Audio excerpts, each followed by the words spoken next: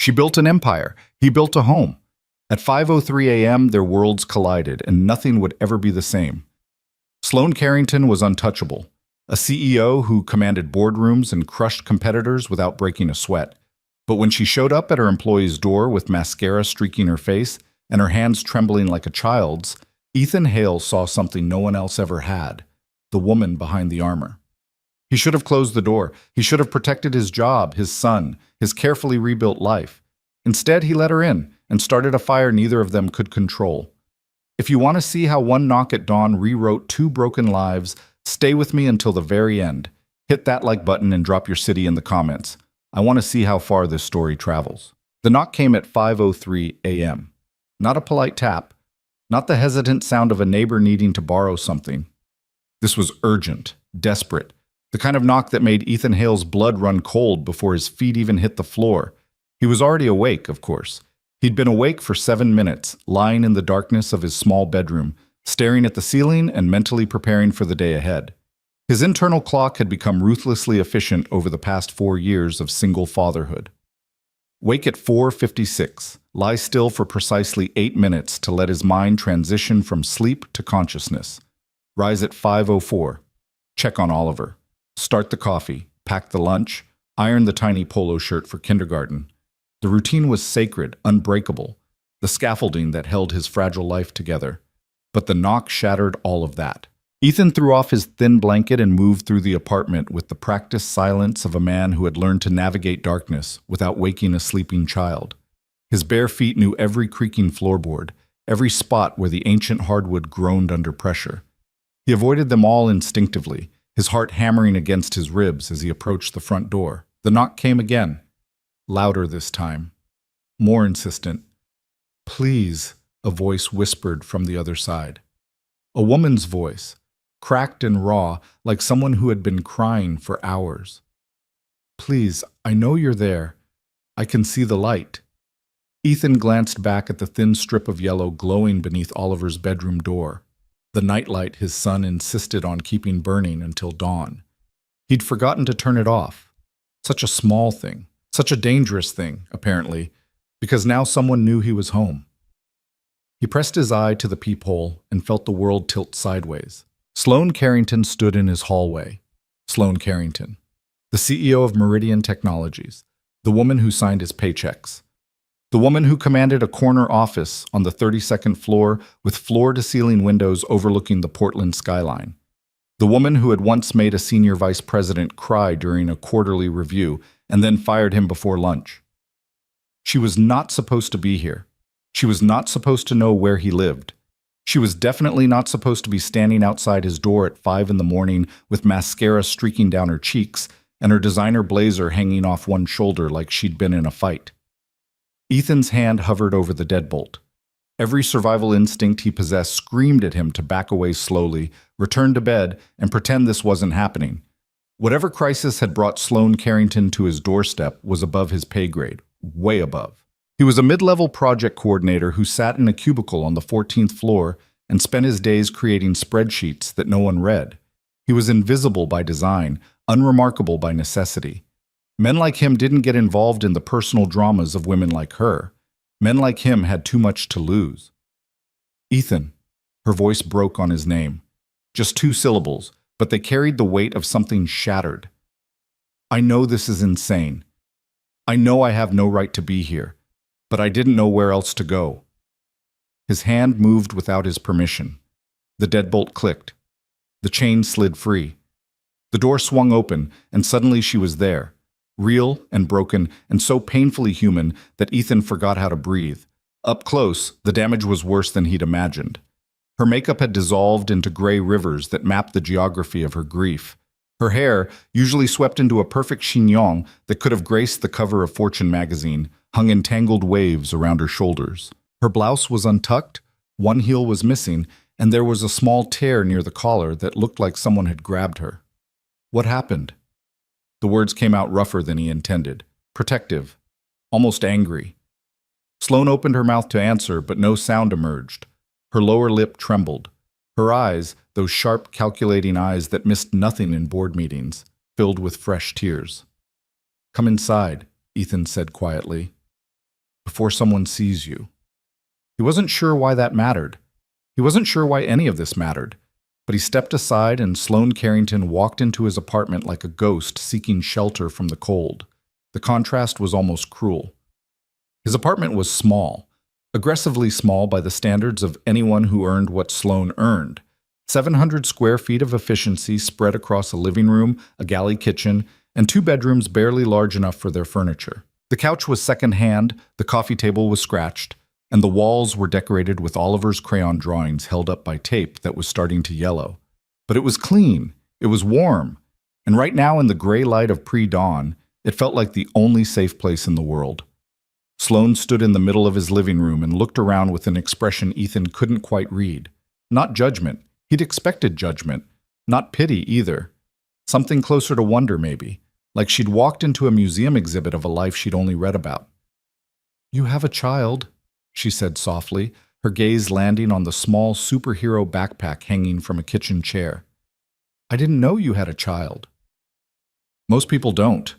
Ethan moved past her toward the kitchen, putting distance between them because proximity felt dangerous. "Coffee?" Yes, please." He busied himself with the ancient drip machine, grateful for something to do with his hands.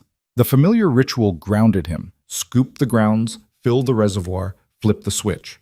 The machine gurgled to life, and the rich smell of cheap coffee began to fill the apartment. When he turned back, Sloane had lowered herself onto his couch. She sat on the very edge of the cushion, her spine rigid, her hands clasped in her lap. She looked like a woman who had forgotten how to relax, even when exhaustion was written across every line of her face. Ethan leaned against the kitchen counter and crossed his arms. "You want to tell me what happened?" The question hung in the air between them. Sloane stared at a point somewhere past his shoulder, and for a long moment he thought she might not answer at all. "I had a date tonight," she finally said. Her voice was flat, disconnected, like she was reading from a script someone else had written.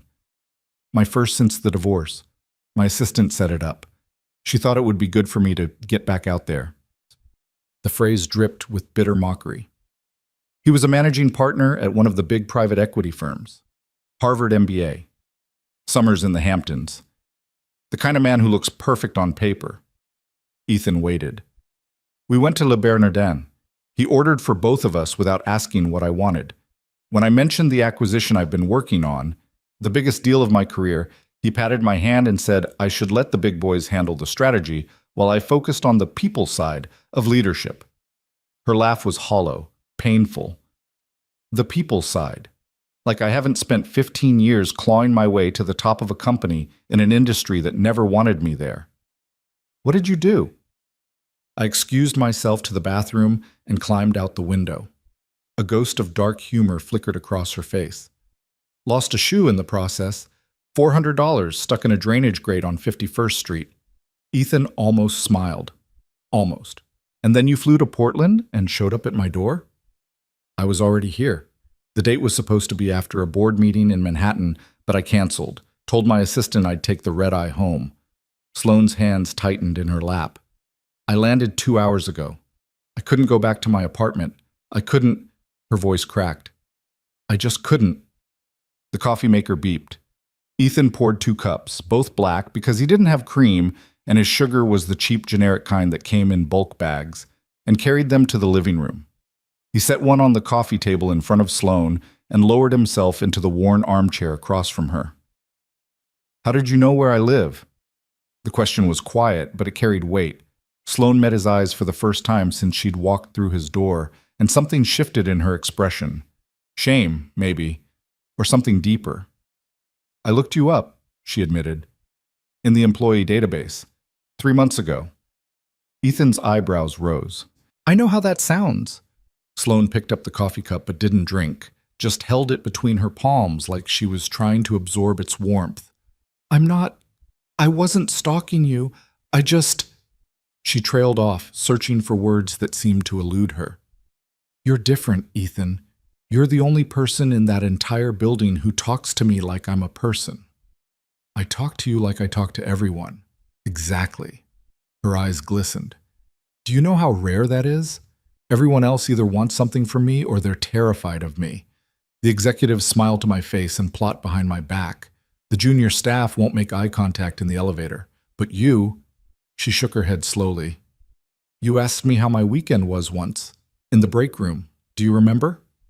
Ethan remembered. It had been a Tuesday morning, maybe 6 months ago. He'd been refilling his coffee when Sloane walked in, and he'd said the same thing he would have said to anyone. Morning. Good weekend? She'd frozen like he'd spoken to her in a foreign language. Then she'd smiled, a real smile, not the calculated one she wore in meetings, and said it had been quiet, peaceful. She'd spent Sunday reading on her balcony. He'd thought nothing of it at the time. That was the first personal question anyone had asked me in months, Sloane said. Maybe longer. I went back to my office and cried at my desk for 20 minutes. She laughed again, that same hollow sound. The most powerful woman in Portland, crying over a question about her weekend. Pathetic, right? Not pathetic. Ethan kept his voice carefully neutral. Human. The word landed between them like a stone dropped in still water. Sloane's composure, already fractured, began to crumble in earnest. I don't know how to be human anymore, she whispered. I've spent so long being perfect, being untouchable, being whatever everyone needed me to be so they would take me seriously, so they would respect me, so they would fear me just enough to stay out of my way. Tears spilled down her cheeks, following the tracks her mascara had already carved. And now, I don't know who I am underneath all of that. I don't know if there's anyone left. Ethan set his coffee cup aside and leaned forward, his elbows on his knees. He wanted to reach for her, but the distance between the armchair and the couch felt like a canyon he wasn't sure he should cross. Tonight, he said gently. That man at dinner. What did he say to you? The thing that actually broke you? Sloane's breath hitched. He said I was a lot, that I intimidated men, that I'd be happier if I learned to step back and let someone else take the lead. Her voice dropped to barely a whisper. He said I was too much. The words hung in the air, toxic and familiar. Ethan recognized them, not because anyone had ever said them to him, but because he'd watched his wife say similar things to herself in the mirror before she left. Before she'd decided that their son and their life and their love were too ordinary for her extraordinary ambitions. You're not too much, Ethan said. Sloane looked up at him, her eyes red-rimmed and raw. You're not too much, he repeated, his voice quiet but certain. You're more than weak men can hold. That's not the same thing. Something shifted in Sloane's expression. The mask she'd been clinging to, the one that had kept her together through the flight home, through the cab ride to his building, through the agonizing minutes standing in his hallway, finally slipped away entirely. Why? The word was barely audible. Why did I come here? To you? Ethan considered the question. He thought about the professional distance he should maintain. He thought about the power dynamic that made this entire situation a potential minefield. He thought about Oliver, sleeping peacefully 15 feet away, innocent of the strange and dangerous territory his father was navigating. Because you needed somewhere safe, he finally said. And somewhere in the back of your mind, you knew you could find that here. Sloane's hand trembled around the coffee cup. How did you know that your home would feel safe to someone you've barely spoken to? I didn't. Ethan shrugged slightly. But I know what it's like to need a place where no one expects anything from you, where you can just be, without performing. I don't know how to stop performing. I know, that's why you're here. The gray light outside the window was shifting, warming. Dawn was approaching, and with it, the reality of Monday morning. In a few hours, Ethan would need to wake Oliver, make breakfast, and somehow pretend that the CEO of his company hadn't spent the early hours sitting on his couch and unraveling. But that was hours away. Right now, there was only this moment, this woman, this fragile connection that felt more honest than anything Ethan had experienced in years. Can I ask you something? Sloane said. You can ask. Doesn't mean I'll answer. A ghost of a smile crossed her face. Fair enough. She paused, gathering herself. That backpack, the superhero one. What's his name? Oliver. Ethan felt the familiar warmth that came with saying his son's name. He's 5, starts kindergarten in 3 weeks. His mother? The question was careful, respectful. Ethan appreciated that. Gone. Left when he was 18 months old. Decided motherhood wasn't compatible with her career trajectory. He kept his voice even, refusing to let old wounds bleed into the conversation. We've been on our own ever since. Sloane was quiet for a long moment. You raised him alone. Through everything. I had help. My mother, before she passed. A good daycare, an understanding bosses, mostly. He managed a small smile. It takes a village, and I was lucky enough to cobble one together. You make it sound simple. It isn't. Ethan rubbed a hand over his face, feeling the exhaustion that had become his constant companion. Some days I don't know how I'm going to make it to bedtime. Some nights I lie awake and wonder if I'm ruining him. If he's going to grow up missing something essential because I couldn't give him a complete family. You're not ruining him. Sloane's voice was suddenly fierce.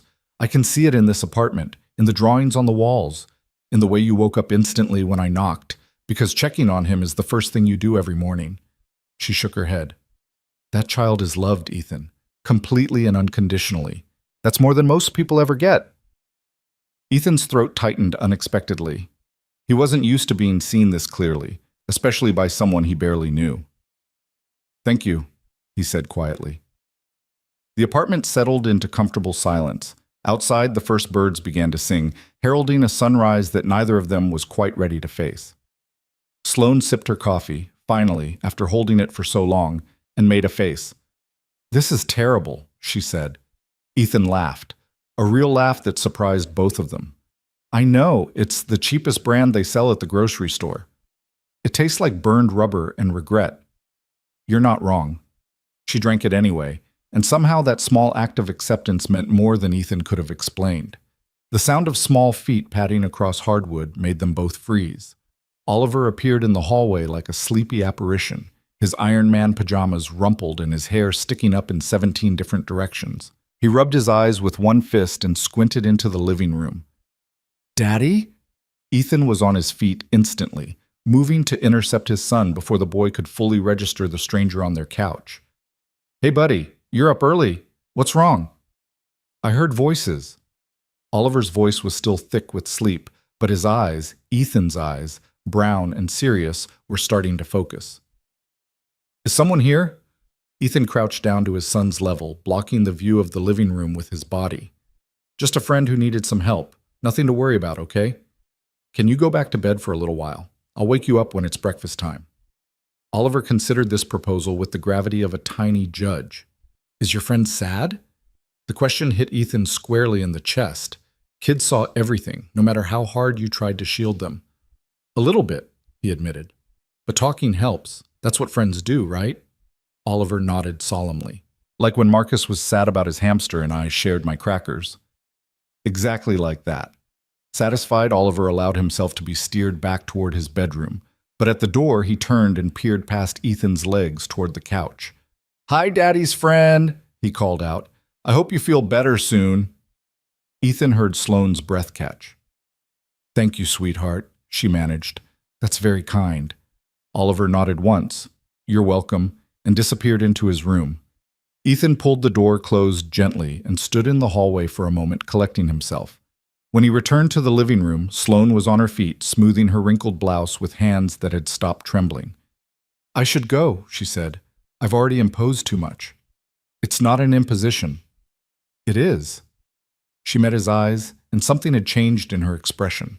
The raw vulnerability was still there, but it was tempered now by something that looked almost like determination. But I'm grateful for it. More than I can say. Ethan walked her to the door. The hallway beyond was still quiet, the other apartments in the building still sleeping through the early hour. She paused with her hand on the doorknob, one shoe missing, her armor in tatters around her. Monday, she said. At the office. Will this be? It'll be whatever you need it to be. Ethan kept his voice steady. If you want to pretend it never happened, I understand. Your secret's safe. That's not what I was going to ask. Sloane took a breath. I was going to ask if you would still say good morning to me. In the break room, like nothing changed. Ethan smiled. It was small and careful, but it was real. I'll always say good morning, Sloane. That's not going to change.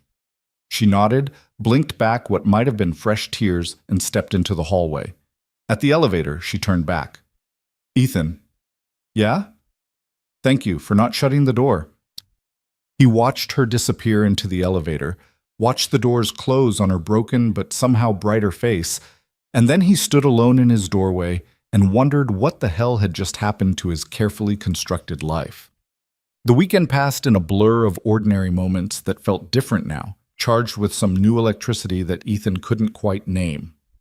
He took Oliver to the park on Saturday, pushing the boy on the swings while his mind replayed the conversation with Sloane in an endless loop. He made pancakes on Sunday morning, Oliver's favorite, shaped like Mickey Mouse with varying degrees of success, and found himself wondering what Sloane ate for breakfast. Did she cook? Did she have someone who cooked for her? Did she eat at all, or did she survive on coffee and adrenaline like half the executives he'd observed over the years? The questions felt intrusive, inappropriate. She was his CEO. Whatever had passed between them at 5 in the morning was an anomaly, a moment of crisis that had briefly dissolved the boundaries between them. By Monday, those boundaries would be back in place, solid and impenetrable as ever. At least, that's what Ethan told himself. Oliver, for his part, had not forgotten the mysterious visitor. "Daddy," he said on Saturday afternoon, looking up from his coloring book with that disconcerting focus children sometimes got, "was your sad friend a princess?" Ethan blinked. Why would you think she was a princess? She was dressed fancy, and she had sparkly things. Oliver tapped his own cheeks to indicate where he'd seen the sparkly things, the remnants of Sloane's ruined makeup, presumably. Princesses wear sparkly things. She's not a princess, buddy. She's... Ethan paused, trying to find the right words. She's like a boss. At Daddy's work. A very important boss. Oliver considered this information. Is she your boss? Yes. Oh. The boy returned to his coloring, carefully filling in a dragon with his favorite green crayon. Then she must be like a queen. Queens are bosses of everything. Ethan let out a surprised laugh. Yeah, buddy, I guess she's kind of like a queen. The comparison stuck with him longer than it should have. Monday arrived with the inevitability of a freight train. Ethan dropped Oliver at daycare, exchanging pleasantries with the staff and promising to pick him up by 5:30. He took the bus downtown, found his usual standing spot near the back doors, and watched Portland slide past the windows in its familiar rhythm, coffee shops and bicycles, and impossibly green trees lining streets that always seemed to be slightly damp. The Meridian Technologies building rose 32 stories into the overcast sky, all glass and steel and corporate ambition. Ethan had worked here for 6 years, ever since Oliver was born, and the desperate need for stability had trumped any lingering dreams of a more creative career. It wasn't a bad job. It paid well enough, the health insurance was excellent, and no one asked him to work nights or weekends, a rare blessing in the modern corporate world. But it had never felt like more than a job, a means to an end, a way to keep the lights on and the cupboard stocked while Oliver grew up safe and loved. Today, for the first time, walking through the revolving doors felt different. He made his way to the 14th floor, settled into his cubicle, and began the familiar routine of logging in and checking emails. The morning passed slowly, each minute stretching as he waited for something, though he couldn't have said what. At 10:30, his phone buzzed with a company-wide notification. All hands meeting in the main auditorium at 2 p.m. Mandatory attendance. Ethan's stomach tightened. All hands meetings were rare, usually reserved for major announcements, layoffs, acquisitions, the kind of news that changed lives. He spent the next few hours pretending to focus on quarterly projections while his mind constructed increasingly elaborate disaster scenarios. Maybe Sloane had decided he was a liability. Maybe someone had seen her leaving his building Saturday morning and drawn the wrong conclusions. Maybe this whole thing was about to blow up in his face in the most public way imaginable. By the time 2 o'clock rolled around, his nerves were stretched thin enough to snap. The auditorium was packed. Ethan found a seat near the back, surrounded by colleagues he knew only by name and reputation. The energy in the room was tense, expectant, everyone sensing that something significant was about to happen without knowing what. At precisely 2 o'clock, Sloane Carrington walked onto the stage. The transformation was complete. She wore a slate gray suit that fit her like armor, her hair swept into that perfect chignon, her makeup flawless. No trace remained of the broken woman who had sat on his couch clutching a cup of terrible coffee. This was the CEO the world knew, composed, commanding, utterly untouchable. Ethan found himself holding his breath. "Good afternoon, everyone," Sloane began, her voice carrying easily through the auditorium's speakers. "I'll keep this brief because I know you all have work to do." She paused, letting the silence build. As some of you may have heard through the rumor mill, Meridian Technologies has been in discussions regarding a potential acquisition. I'm here to confirm that those discussions have moved into the final phase. A murmur rippled through the crowd. Ethan saw people exchanging nervous glances, the word layoffs practically visible in thought bubbles above their heads. "The target company," Sloane continued, "is Novatech Solutions, a firm with complementary capabilities that would significantly expand our market reach. The deal is substantial, the largest in Meridian's history, and if successful, it will position us as the dominant player in our sector." The murmur grew louder, more animated. This was good news, not bad. Expansion meant growth, and growth meant opportunities. "I want to be clear about something," Sloane said, and her voice sharpened, cutting through the noise. "This acquisition will bring challenges. Integration is never easy.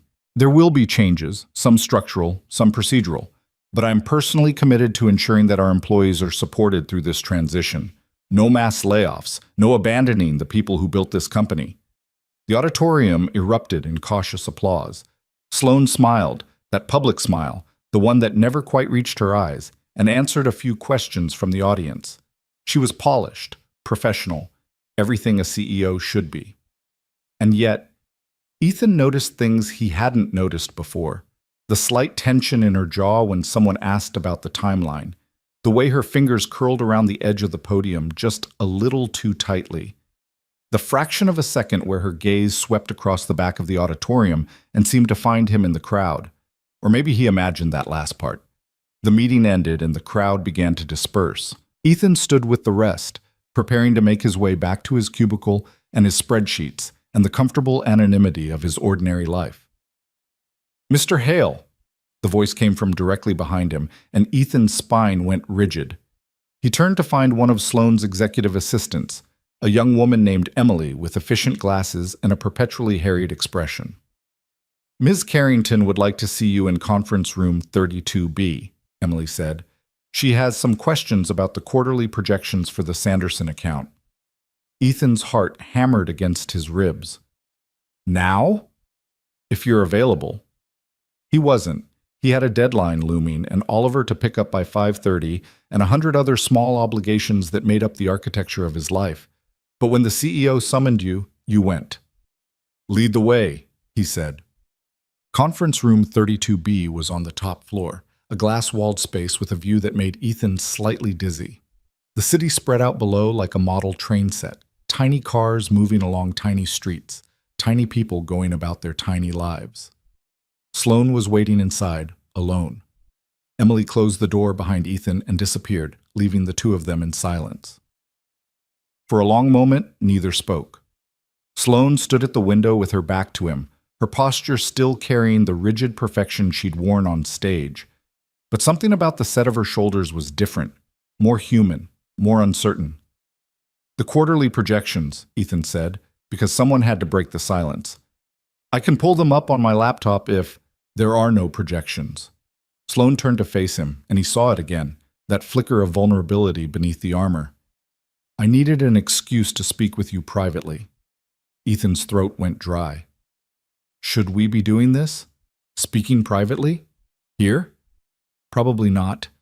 A ghost of dark humor crossed her face. "But I've spent my entire career doing what I should. Look where it got me. Announcing the biggest acquisition in company history? Standing in a conference room with an employee I shouldn't be standing in a conference room with, trying to figure out if I ruined everything by showing up at his door." The honesty of it hit Ethan like a physical force. He moved further into the room, maintaining distance but closing the vast gulf that had separated them on stage. "You didn't ruin anything," he said carefully. "I told you, What happened stays between us, if that's what you want. What if that's not what I want? The question hung in the air, heavy with implication. Sloane crossed her arms, but it looked more like self-protection than authority. I haven't stopped thinking about it. About your apartment. About the coffee. About the way you looked at me like I was just a person, not a CEO, not a target, not a problem to be solved. She laughed softly. Do you know, no one has looked at me that way in years? Sloane. Ms. Carrington, she corrected automatically, then winced. No, I don't want to be Ms. Carrington right now. Not with you. Ethan took a breath. Okay, Sloane, what exactly are you asking me? She met his eyes, and for the first time since he'd known her, 6 years of brief encounters in hallways and break rooms, 6 years of watching from a safe distance. He saw the woman beneath the title. I'm asking if I was alone, she said quietly. In what happened? In what I felt.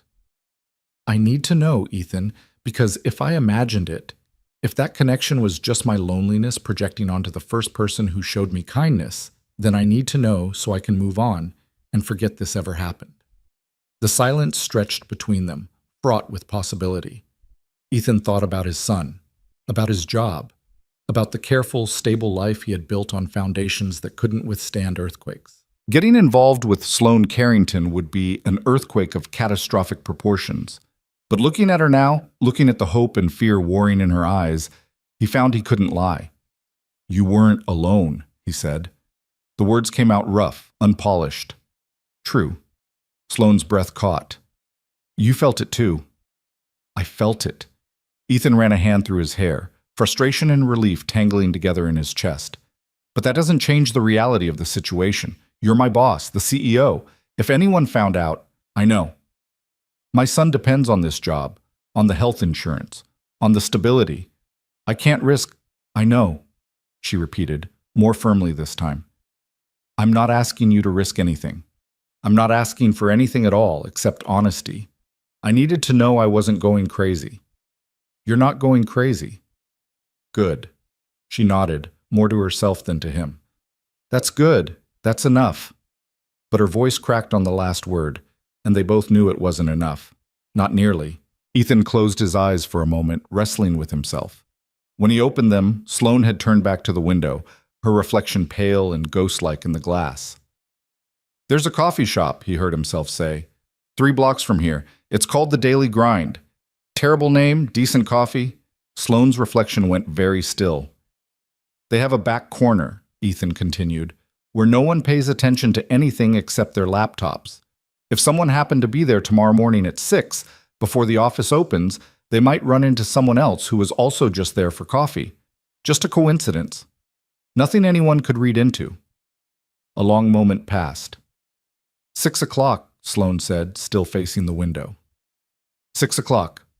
She didn't turn around, but Ethan saw her reflection smile, a real smile, bright with something that might have been hope. I should go, he said, before people start wondering about those quarterly projections. Yes. Her voice was steadier now, some of the steel returning to it.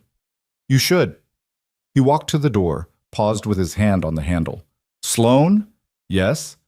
For what it's worth, you were incredible up there. The announcement, the way you handled the questions. You made everyone feel like the company was in good hands. He paused. Because it is. She turned then, finally, and the look she gave him was worth every risk he was about to take. Thank you, Ethan, for everything. He nodded once and walked out of the conference room, his heart pounding and his carefully constructed life already beginning to shift beneath his feet. That night, after Oliver was asleep, Ethan sat alone in his living room and stared at the couch where Sloane had sat. The cheap coffee cups were long washed and put away. The only evidence of her visit was a memory and a feeling he couldn't quite shake. His phone buzzed. Unknown number. He opened the message. Thank you for the coffee recommendation. I look forward to testing it against your original offering. Ethan smiled in spite of himself and typed a reply. Fair warning, the Daily Grind's coffee is only marginally better. Still tastes like it was filtered through an old sock. Her response came quickly. Some of us have developed a taste for old sock coffee. See you at 6. He set the phone aside and leaned back into his chair, listening to the quiet sounds of his apartment. The hum of the refrigerator, the distant traffic, the soft snoring of his son down the hall. Everything was about to change. He could feel it in his bones, that particular electricity that preceded major life events. The last time he'd felt it, his wife had been packing her bags while Oliver screamed in his crib, and Ethan had stood helpless in the doorway of the life he thought he'd have forever. This was different. This was terrifying in entirely new ways. But as Ethan finally rose and made his way to bed, he realized something that surprised him. Underneath the fear, underneath the caution and the doubt, there was a flicker of something he hadn't felt in years. Hope. He let himself hold on to it just for tonight, as the city slept around him and the future stretched out ahead, unknown and full of possibility. The daily grind lived up to its terrible name in every way, except the one that mattered most. The coffee was decent, better than the burned rubber Ethan brewed at home, though that wasn't saying much. The shop itself was a narrow space wedged between a dry cleaner and a vacant storefront, with exposed brick walls and mismatched furniture that tried too hard to look accidentally charming. At 6 in the morning, the only customers were a few bleary-eyed freelancers hunched over laptops and an elderly man reading a newspaper with the focused intensity of someone who remembered when that was the only way to get the news. Ethan arrived 12 minutes early because he couldn't sleep and had given up trying around 4:30. He claimed the back corner booth, the one he'd mentioned to Sloane, half hidden behind a structural column that blocked the view from the front windows, and ordered a black coffee he didn't particularly want. Then he sat and waited and tried not to think about all the ways this could go wrong. She walked in at exactly 6 o'clock. The transformation from Saturday morning was complete but different from what he'd seen at the all-hands meeting. This wasn't the armored CEO or the broken woman. This was something in between. She wore dark jeans and a simple cream sweater, her hair pulled back in a low ponytail that made her look 5 years younger. No makeup that Ethan could detect. No jewelry except a thin gold watch. She looked human. She looked beautiful. Ethan stood as she approached, an automatic gesture drilled into him by a mother who had believed strongly in old-fashioned manners. Sloane smiled at the courtesy, genuine and surprised, and slid into the booth across from him. "You're early," she said. "So are you." "I couldn't sleep." "Me neither." The waitress appeared, a tired-looking woman in her 50s who clearly didn't recognize the CEO of Portland's largest tech company sitting in her section, and Sloane ordered a latte. When she was gone, the silence returned expectant and heavy. "I almost didn't come," Sloane admitted. "I was sitting in my car for 15 minutes, trying to talk myself out of it." "What changed your mind?" She considered the question. "I decided I'm tired of talking myself out of things that feel right." Her eyes met his across the scarred wooden table. "This feels right, Ethan. Crazy and complicated and potentially career-destroying, but right. That's quite a list of qualifiers.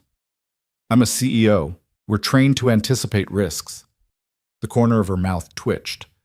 "Though I don't think any business school course covered this particular scenario." The waitress returned with Sloane's latte, and they fell into silence again while she doctored it with an amount of sugar that made Ethan's eyebrows rise. "Don't judge me," Sloane said, catching his expression. "I spent 2 decades pretending to like black coffee because it looked more powerful in meetings. Now I drink it however I want."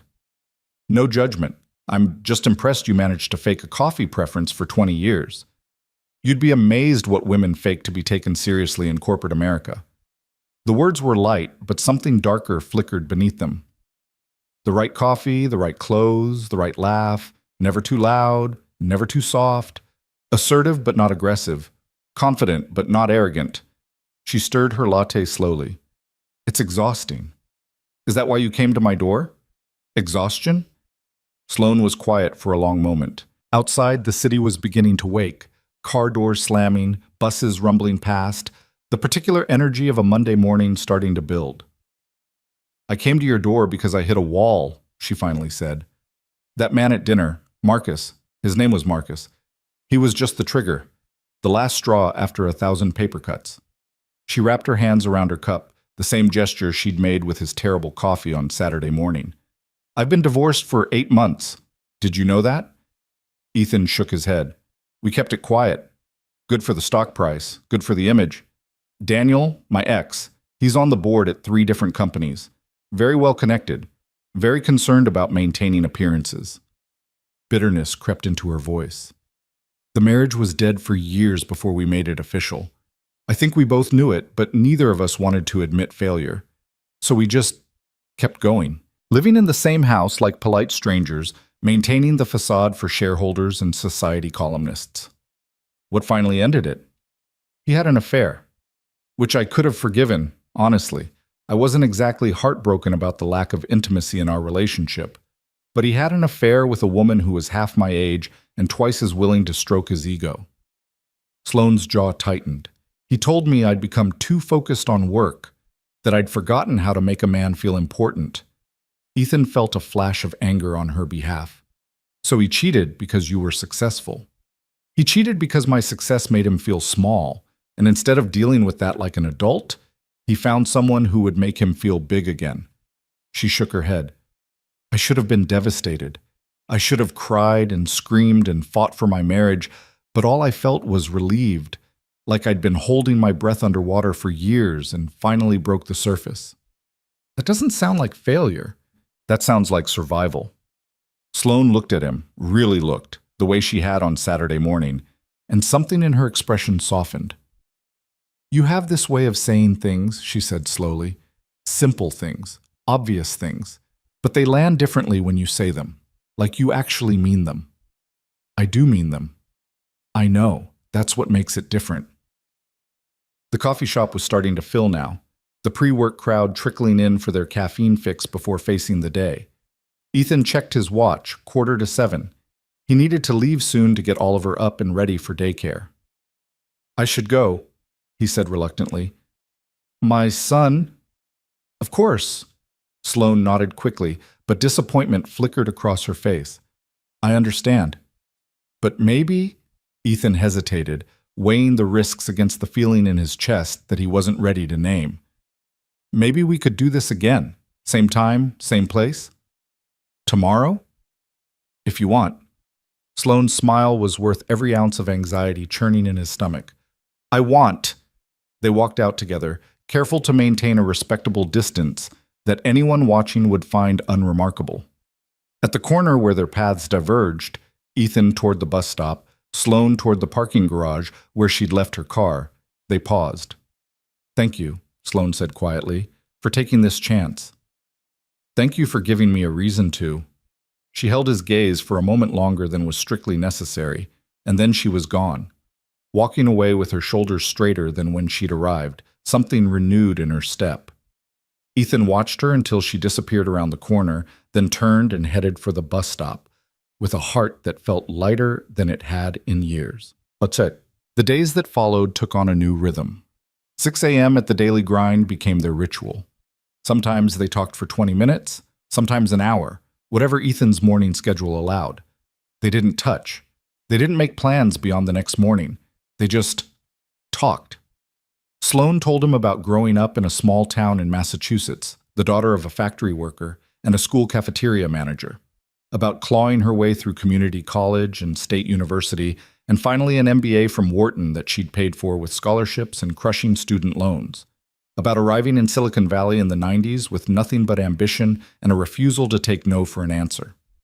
Ethan told her about Oliver, about the terror of those first weeks after his wife left, when he'd stood in the doorway of his apartment holding a screaming infant and wondering how the hell he was supposed to do this alone. About learning to change diapers at 3 a.m. While half asleep, about the first time Oliver said Dada, and Ethan cried for an hour, about the small daily miracles that made single fatherhood both the hardest and most rewarding thing he'd ever done. They talked about books and movies and the particular quality of Pacific Northwest rain. They argued about whether Portland's food scene was overrated. Sloane said yes. Ethan defended his adopted city's honor, and agreed that the best pizza they'd ever had was in a tiny shop in Brooklyn that had since closed down. They discovered they shared a love for old jazz and a hatred for networking events, and a belief that anyone who claimed to enjoy running was either lying or deeply disturbed. And somewhere in those early morning conversations, something that had started as curiosity began to deepen into something more. At the office, they maintained careful distance. Sloane called him Mr. Hale in the rare moments when their paths crossed publicly. Ethan nodded politely and went back to his spreadsheets. No one suspected anything because there was nothing, technically, to suspect. But Ethan felt her presence in the building now in a way he never had before. When she spoke at meetings, he heard the real woman beneath the corporate armor. When she smiled at shareholders and analysts, he recognized the performance and appreciated the skill required to maintain it. When she won a hard-fought negotiation or shut down a dismissive board member, he felt something uncomfortably close to pride. 2 weeks into their morning routine, Oliver got sick. It started with a cough on a Wednesday night, progressed to a fever by Thursday morning, and turned into full-blown flu by Friday. Ethan called in sick himself and spent 3 days camped out on the couch with his son, watching superhero movies and administering children's Tylenol with the precision of a combat medic. He texted Sloane, "Oliver's sick. Can't make coffee for a few days." Her response came within minutes. "Oh no, poor thing. Anything I can do? Just pray he stops coughing long enough to sleep for more than 2 hours at a stretch. Consider it done. Take care of your boy. I'll miss our mornings." "Me too." He stared at those last 2 words for longer than he should have, reading into them more than he probably had a right to. On Sunday evening, after Oliver's fever finally broke and he was sleeping peacefully for the first time in days, Ethan heard a soft knock at his door. It wasn't urgent or desperate like before, just a polite tap, almost hesitant. He opened it to find Sloane standing in the hallway with a brown paper bag in her hands and an uncertain expression on her face. "I brought soup," she said. "Chicken noodle. From that deli near the office." She shifted her weight, suddenly awkward. "I wasn't sure if you had food in the house, and I know when kids are sick, parents forget to eat." Ethan stepped aside to let her in. "How did you know I'd be here?" "You texted me 3 hours ago that Oliver was finally sleeping. I took a chance." She set the bag on his kitchen counter and turned to face him. "Is this okay? I should have called first. I wanted to see you, both of you." "It's okay." More than okay, actually, but Ethan wasn't ready to say that out loud. "He's asleep, but you can peek in if you want." Sloane followed him to Oliver's door, which was cracked open just enough to let the nightlight spill into the hallway. Inside, the boy was curled up beneath his superhero comforter, his breathing steady and peaceful, one small hand clutching a stuffed dinosaur named Gerald. "He's beautiful," Sloane whispered. "He looks like his mother." The words came automatically, and Ethan felt a twist of something complicated. Same hair, same stubborn chin, but his eyes, those are mine. "What's her name? His mother?" "Laura." Ethan eased the door closed and led Sloane back to the living room. "She's in San Francisco now, runs a marketing firm, does very well for herself, from what I hear." "Does she see him?" 4 times a year, part of the custody agreement." He could hear the bitterness in his own voice and tried to soften it. "She pays child support, attends parent-teacher conferences when she can. She's not a bad person, Sloane. She just wasn't built for this life. For staying." Sloane lowered herself onto the couch, the same spot she'd occupied that first night, and looked around the apartment with fresh eyes. "And you were?" "I didn't think so. When she left, I was convinced I'd fail, that Oliver would end up in therapy for the rest of his life because his father couldn't give him what he needed." Ethan sat down in the armchair, the familiar distance between them. "But kids are resilient, and it turns out that showing up every day counts for more than being perfect." "Showing up is everything," Sloane said quietly. "I wish my parents had understood that." Ethan waited. "My father worked double shifts most of my childhood," she continued, "and when he wasn't working, he was drinking. Not mean, never mean, just absent. My mother compensated by trying to control everything else. What I ate, what I wore, who I talked to. I think she thought if she could keep me in a box, nothing bad could touch me." A sad smile crossed her face. "I've spent my whole life either escaping boxes or building them around myself." "Which are you doing now?" The question landed between them, heavy with implication. Sloane looked at him, and for a long moment the masks were down. The CEO, the composed executive, the woman who had learned to survive by being untouchable. In her place was someone raw and real and terribly brave. I'm trying to tear them down, she said. I'm trying to figure out how to be a person again instead of a performance. She paused. You make it easier. These mornings, these conversations, they're the only part of my day that feels genuine anymore. Ethan leaned forward. Sloane, don't. She held up a hand. Don't tell me to be careful. Don't remind me of the risks. I know the risks. I've done nothing but calculate risks for 30 years. Her voice cracked slightly. Just let me have this, whatever this is, for as long as it lasts. The apartment was quiet around them. Down the hall, Oliver slept peacefully, innocent of the complicated adult emotions playing out in the next room. Outside, Portland carried on with its Sunday evening rituals, couples walking dogs, families finishing dinner, the ordinary business of ordinary lives. Ethan made a decision. He stood up from the armchair, crossed the small distance to the couch, and sat down beside her. Not touching, not yet, but close enough that she could feel his presence. You came to my door at 5 a.m, he said slowly, and I let you in. That wasn't a calculated decision. That wasn't risk management. That was instinct. He turned to face her. Whatever this is, I don't want to analyze it to death. I don't want to treat it like a business problem to be solved. I just want to see where it goes. Sloane's eyes glistened. Even though I'm your boss? Even though you're my boss? Even though it's complicated? Even though there are 100 reasons why this is a terrible idea? He allowed himself a small smile. I'm very good at ignoring terrible ideas when they feel right. She laughed, a real laugh, unguarded and bright, and something in the room shifted. The tension that had been building for weeks didn't disappear, but it transformed into something warmer, easier. You're not what I expected, Sloane said. When I looked you up in the employee database, I thought I'd find, I don't know, someone simpler, someone who would be impressed by who I was and what I had. I'm not impressed by titles. I noticed. It's extremely disconcerting. But she was smiling as she said it. You see through all of it, the corner office, the designer suits, the power lunches.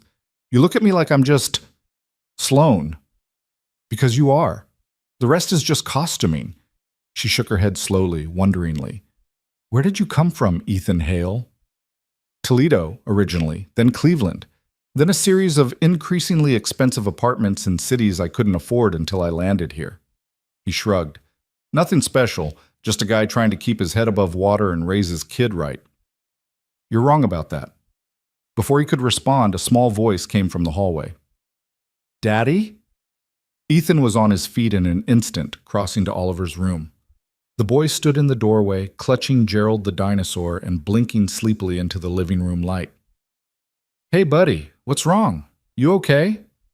I heard talking. Oliver's eyes drifted past his father to the woman on the couch. It's Daddy's friend again. Sloane rose, smoothing her sweater with hands that trembled slightly. Hi, Oliver. I'm sorry if we woke you up.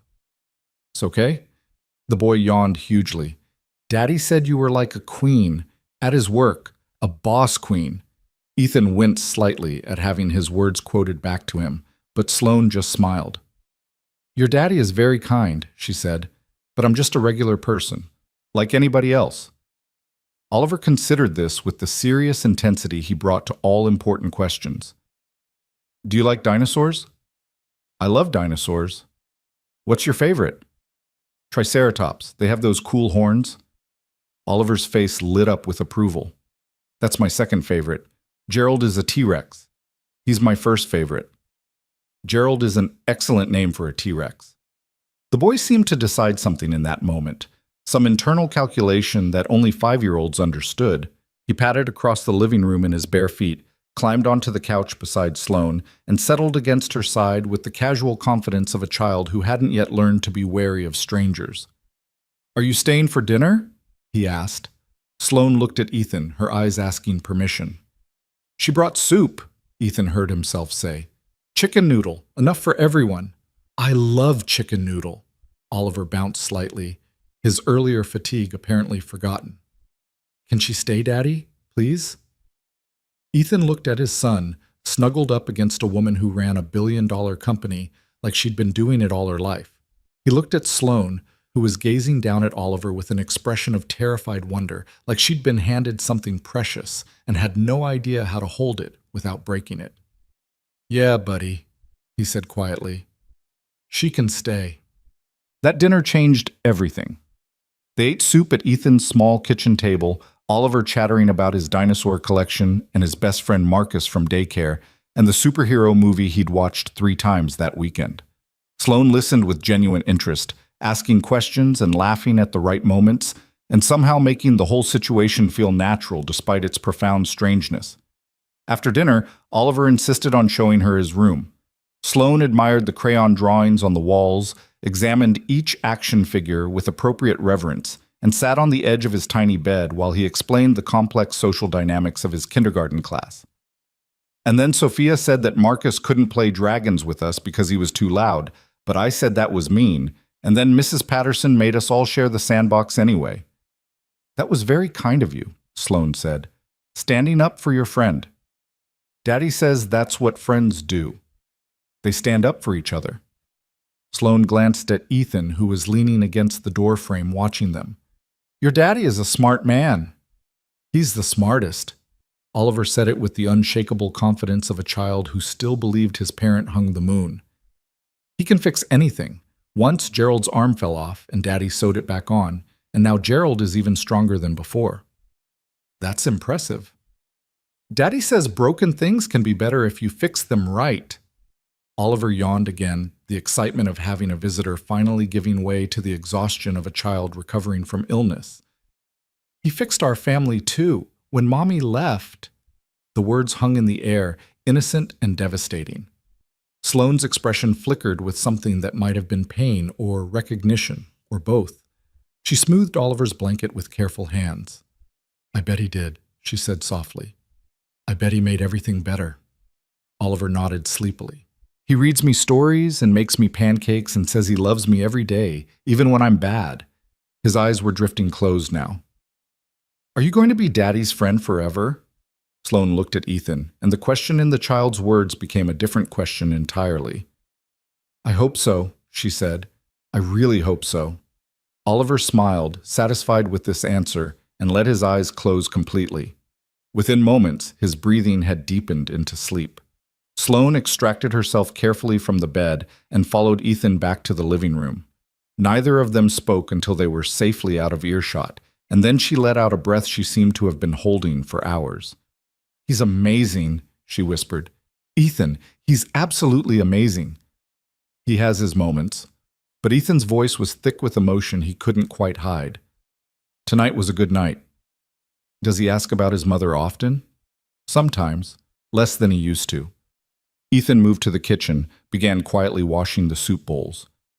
"He was so young when she left, barely walking, so he doesn't really remember her. The Laura he knows is more concept than person. Mommy, who lives far away and visits sometimes. It's easier in some ways and harder in others." Sloane picked up a dish towel and began drying the bowls he handed her, a domestic gesture so ordinary it felt surreal. "I never wanted children," she said quietly. "I always thought they would slow me down, get in the way of my career, and now..." "Now?" She set down the towel and looked at him with those clear, complicated eyes. "Now I sit on a 5-year-old's bed while he tells me about dinosaurs, and I wonder what else I've been wrong about." Ethan turned off the water and dried his hands. They were standing very close now, closer than they'd ever been since that first morning. He could smell her perfume, something subtle and expensive, mixed with the smell of his cheap dish soap. "This is new territory for me," he said honestly. "I haven't dated anyone since Laura, haven't wanted to. Oliver has been my whole world for 4 years, and I told myself that was enough, that it had to be enough. And now? Now I'm not sure." He reached out slowly and touched her hand. Just a brush of fingers, light enough to deny, significant enough to mean everything. "I don't know what I'm doing, Sloane. I don't know how to navigate this. All I know is that when I'm with you, something that was closed starts to open up again." Sloane turned her hand over, lacing her fingers through his. "I'm scared," she admitted. "Terrified, actually. I haven't been vulnerable with anyone in years, maybe ever, and you make me want to be vulnerable. And that's the most frightening thing I've ever felt. Then let's be scared together. The words came out before Ethan could think better of them, but he didn't try to take them back. They stood in his tiny kitchen, hands intertwined, the ordinary world pressing in around them. The hum of the refrigerator, the distant sound of traffic, the soft breathing of a sleeping child down the hall. Together, Sloane repeated, like she was testing the shape of the word. I'm not very good at together. I've always been better at alone. Me too. But maybe that's the point. Ethan squeezed her fingers gently. Maybe we both need to learn a new way. Sloane was quiet for a long moment. Then she stepped closer, closing the last of the distance between them, and rested her head against his shoulder. It was such a simple gesture, so far removed from the complicated power dynamics that should have defined their relationship, that Ethan felt something crack open in his chest. He wrapped his arms around her, careful and gentle, and held her while the night deepened outside the windows. We have to be smart about this, Sloane murmured against his shirt. Careful. I know. There are people who would love to destroy us both if they found out. Shareholders, board members, competitors looking for any weakness they could exploit. I know. And your job, I know, Sloane. He pulled back just enough to look at her face. I know all of it. Every risk, every complication, every reason why this is impossible. I've run the numbers in my head 100 times. And I've decided I'm tired of living by the numbers.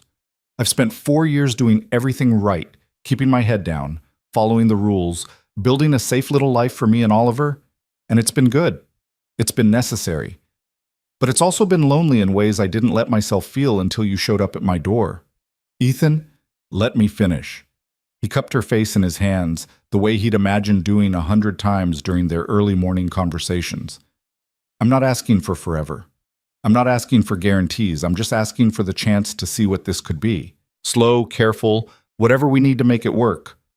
But I'm done pretending I don't feel what I feel. Sloane's eyes were bright with unshed tears. What do you feel? I feel like you're the first person in years who's seen me, actually seen me, and not been scared away by what you found. I feel like our conversations are the best part of my day, and the hours between them feel like waiting rooms. I feel like I want to know everything about you, not the CEO, not the public figure, but the woman who grew up in Massachusetts and can't cook and drinks her coffee with too much sugar. A surprised laugh escaped her. I never said I can't cook. You didn't have to. I saw your face when you looked at my kitchen. You have no idea what half those appliances do. That's not true. She was smiling now, the tears spilling over, but her expression transformed into something almost giddy. I know what the microwave does. Oh, well then, consider me corrected.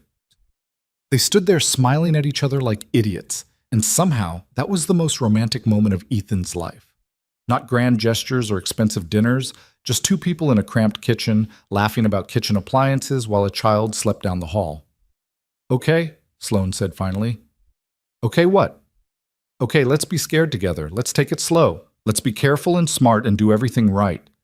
She reached up and touched his face, her fingers tracing the line of his jaw.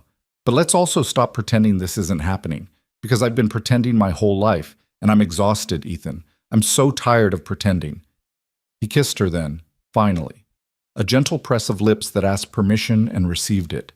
She tasted like chicken soup and possibility, and when they pulled apart, both of them were breathing harder than a simple kiss should have warranted. Well, Sloane said shakily, that was... yeah. We should probably... Neither of them moved.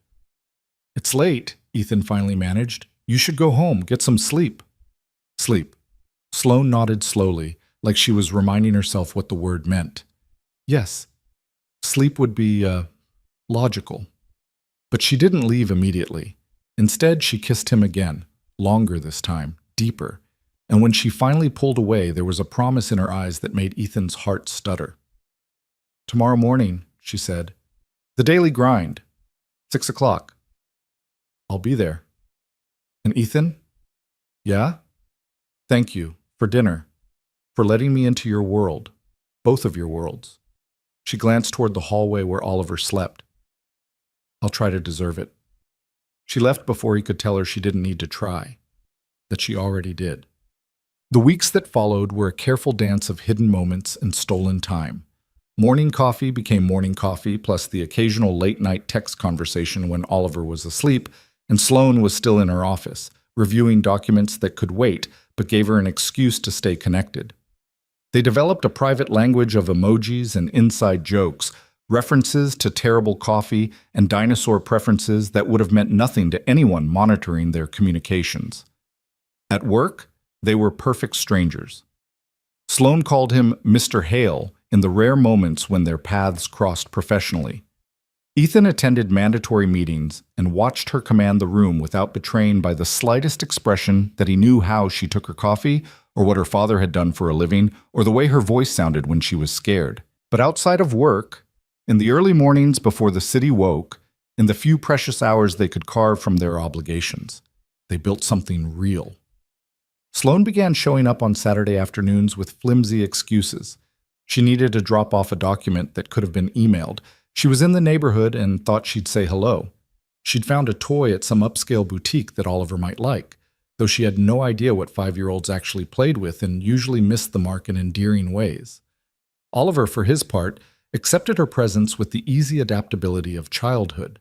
The boss queen became simply Sloane, and then Miss Sloane, and eventually just another feature of his weekend landscape, someone who showed up sometimes and listened to his stories and laughed at his jokes, and didn't seem to mind when he climbed onto her lap while watching cartoons. "He's attached to you," Ethan said one Sunday evening, after Oliver had finally gone to bed following an elaborate battle between his dinosaur collection and Sloane's designer handbag. "You know that, right? I'm attached to him too." Sloane was curled up on his couch, her shoes kicked off, her hair escaping from its perpetual ponytail. She looked more relaxed than he'd ever seen her. "Is that okay? I don't want to overstep. I know his mother is still in the picture, and I'm not trying to—" "Laura is in the picture 4 times a year," Ethan reminded her gently. "And even then, she's more interested in performative motherhood than the real thing. Oliver knows the difference. Kids always do. I just don't want to confuse him. If this—" She gestured vaguely at the space between them. "Doesn't work out, I don't want him to be hurt." "What makes you think it won't work out?" Sloane was quiet for a moment. "I've never been good at relationships, Ethan. My marriage failed. Every relationship before that failed. I'm difficult and demanding, and I prioritize work over everything else, and I don't know how to be soft." "You've been pretty soft lately." "That's because you make me feel safe." She said it simply, like it was an obvious fact rather than a revelation. But what happens when reality intrudes? When there's a crisis at work and I have to choose between being here and saving the company? When the board finds out about us and decides I've become a liability? Ethan moved closer to her on the couch, pulling her against his side. Then we deal with it. Together. That's what relationships are. 2 people choosing each other even when it's hard. You make it sound so simple. It's not simple, but it's not impossible either. He kissed the top of her head, breathing in the expensive scent of her shampoo. We take it one day at a time. We communicate. We adjust. And when things get hard, we don't run away. We run toward each other. Sloane tilted her head up to look at him. "When did you become such an optimist?" "Around the time a terrified CEO showed up at my door at 5 in the morning and reminded me that I was still capable of feeling things." She kissed him then, soft and slow, the way they'd learned to kiss each other over these past weeks. Not desperate, not urgent, just present. 2 people fully inhabiting a single moment. "Stay tonight," Ethan heard himself say. Sloane's eyes widened slightly. "What about Oliver?" "He sleeps like the dead, and I have a bedroom door with a lock." He touched her face, tracing the line of her cheekbone. "I'm not asking for anything you're not ready for. I just don't want you to leave. Not tonight." She didn't answer with words. She just nodded and leaned into him and let herself be held. They fell asleep on the couch that night, tangled together under a blanket that Oliver had picked out at Target 3 years ago, red and blue with superhero logos that had faded from too many washes. It wasn't romantic in any traditional sense, but when Ethan woke at 4:56, his internal clock still perfectly calibrated, he found Sloane still there. still in his arms, still real. And for the first time in years, he didn't want to get up and face the day alone. The acquisition deal closed 6 weeks later. Ethan watched from the back of a packed auditorium as Sloan announced the final terms to a cheering crowd. The deal was worth $3 billion, the largest in Meridian's history. Sloan would be profiled in Forbes and Bloomberg and half a dozen other publications. Her reputation as one of the most capable executives in the tech industry was cemented beyond question. She looked radiant on stage, composed and commanding and utterly in her element. But when her eyes swept across the crowd and found Ethan in the back row, something in her expression softened. Just for a moment, just enough for him to see. After the announcement, she held court for 2 hours, accepting congratulations, posing for photos, answering questions from analysts who wanted to understand the strategic vision. Ethan slipped out early and took the bus home, not wanting to hover or draw attention to their connection. She called him that night at 10:30, when Oliver was asleep and the apartment was quiet. "I did it," she said, and her voice sounded different, thinner, more fragile. "You did it," Ethan agreed. "It was incredible. You were incredible. I should feel happy." "You don't?" A long pause. "I feel empty," she admitted. "I've been chasing this goal for 18 months, planning, negotiating, fighting for every concession, and now it's done, and I feel like, what now? What's the next mountain to climb?" "Maybe there doesn't have to be a next mountain." "That's not how I'm built, Ethan. I don't know how to exist without a goal, without something to strive for." Her voice cracked slightly. "I've been running so long I don't know how to stop." Ethan was quiet for a moment, thinking. "Can you take some time off?" he finally asked. "Not forever, just a break. Let yourself breathe." "I'm the CEO. I can't just—" "You absolutely can. You have vacation time, right? Use it. The company won't collapse in a week. You have people to cover for you." Another pause. "What would I even do?" "Whatever you want. Sleep late, read books, take long walks." He smiled even though she couldn't see it. "Spend time with me and Oliver. Learn how to make pancakes without burning down the kitchen." "That was one time." "You set off the smoke detector 3 times." The recipe was unclear. "Sloan, the recipe was pour batter in pan." She laughed, and some of the tension bled out of her voice. "I'm serious, Ethan. I don't know who I am without work. It's been my identity for so long, the woman who achieved things, who built things, who never stopped moving forward. If I stop, what's left?" "You," Ethan said simply. "You're what's left. The woman who survived a terrible childhood and built an empire out of nothing. The woman who showed up at a stranger's door because she needed someone to see her as human. The woman my son adores who can't tell a triceratops from a stegosaurus but tries anyway. I can definitely tell them apart now." "That's because you've been studying. I found the dinosaur book you bought." Silence. Then quietly. "I wanted to get it right. For him."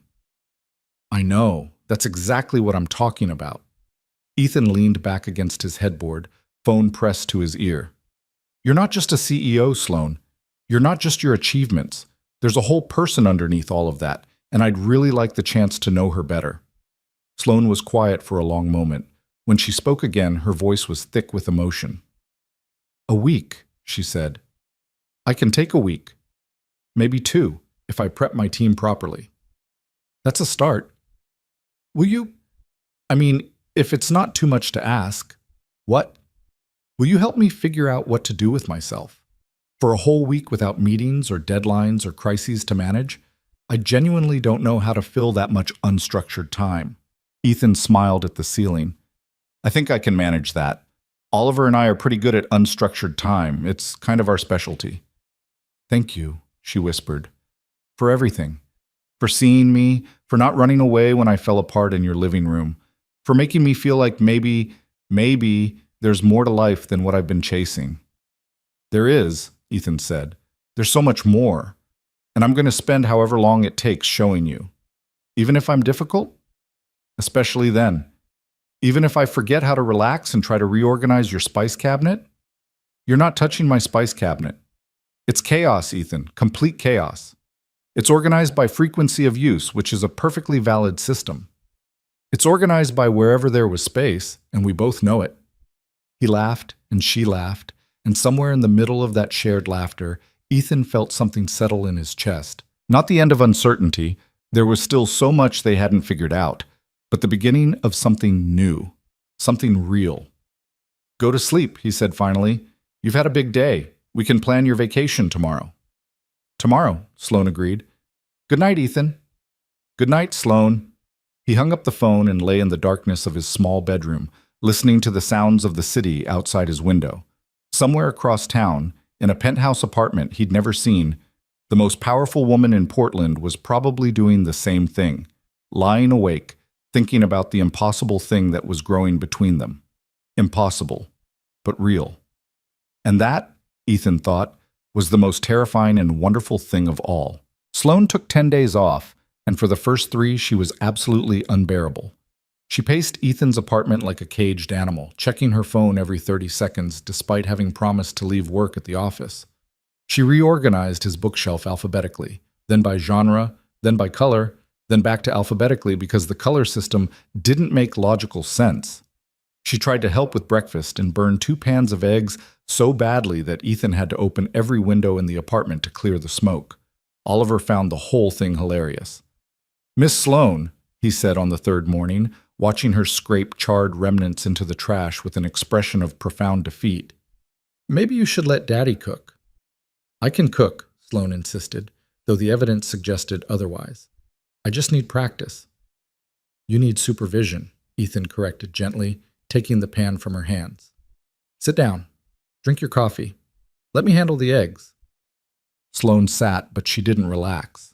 Her leg bounced under the table, her fingers drummed against her coffee cup, and her eyes kept drifting to the phone she'd placed face down on the counter, as if the device might spontaneously combust if she didn't check it.